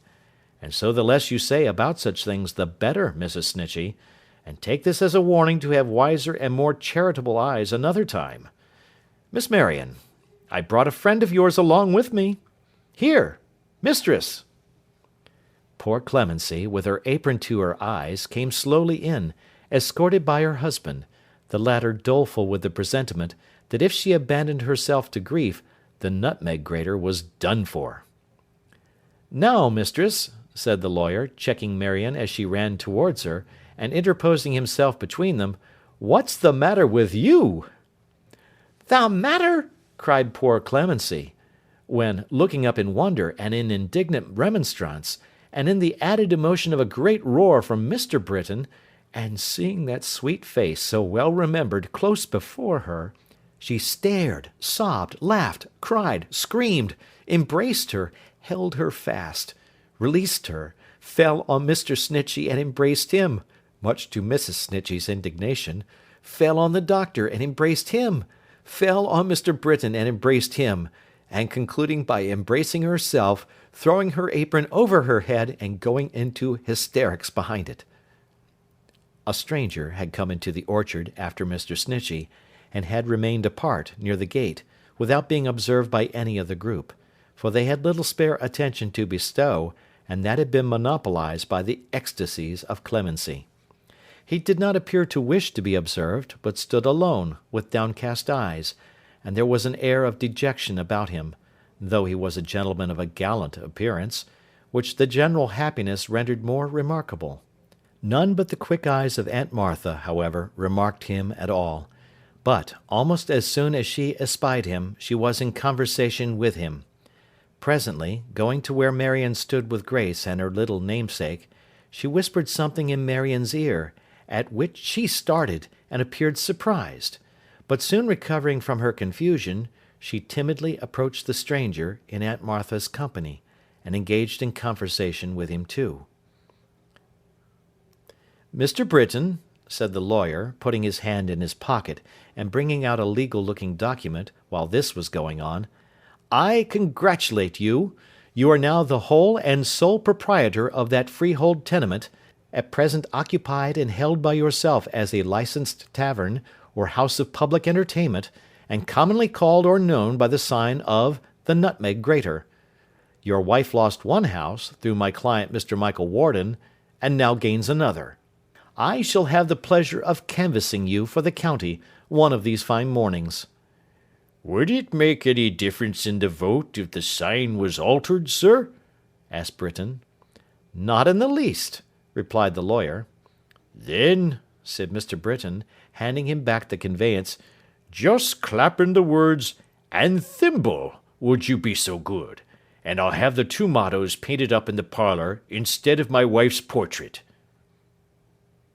"And let me," said a voice behind them, it was the stranger's, Michael Warden's, "let me claim the benefit of those inscriptions. Mr. Heathfield and Dr. Jeddler, I might have deeply wronged you both. That I did not is no virtue of my own. I will not say that I am 6 years wiser than I was, or better, but I have known, at any rate, that term of self-reproach. I can urge no reason why you should deal gently with me. I abuse the hospitality of this house, and learnt by my own demerits, with a shame I never have forgotten, yet with some profit too, I would fain hope, from one," he glanced at Marion, "to whom I made my humble supplication for forgiveness, when I knew her merit, and my deep unworthiness. In a few days I shall quit this place for ever. I entreat your pardon. Do as you would be done by. Forget and forgive."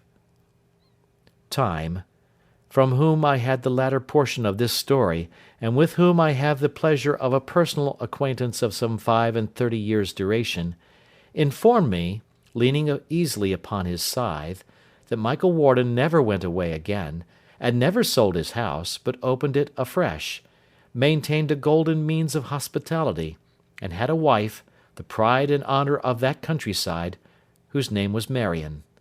But, as I have observed that time confuses facts occasionally, I hardly know what weight to give to his authority. This is the end of the Battle of Life. Hi, this is Super Utils with some afterwords.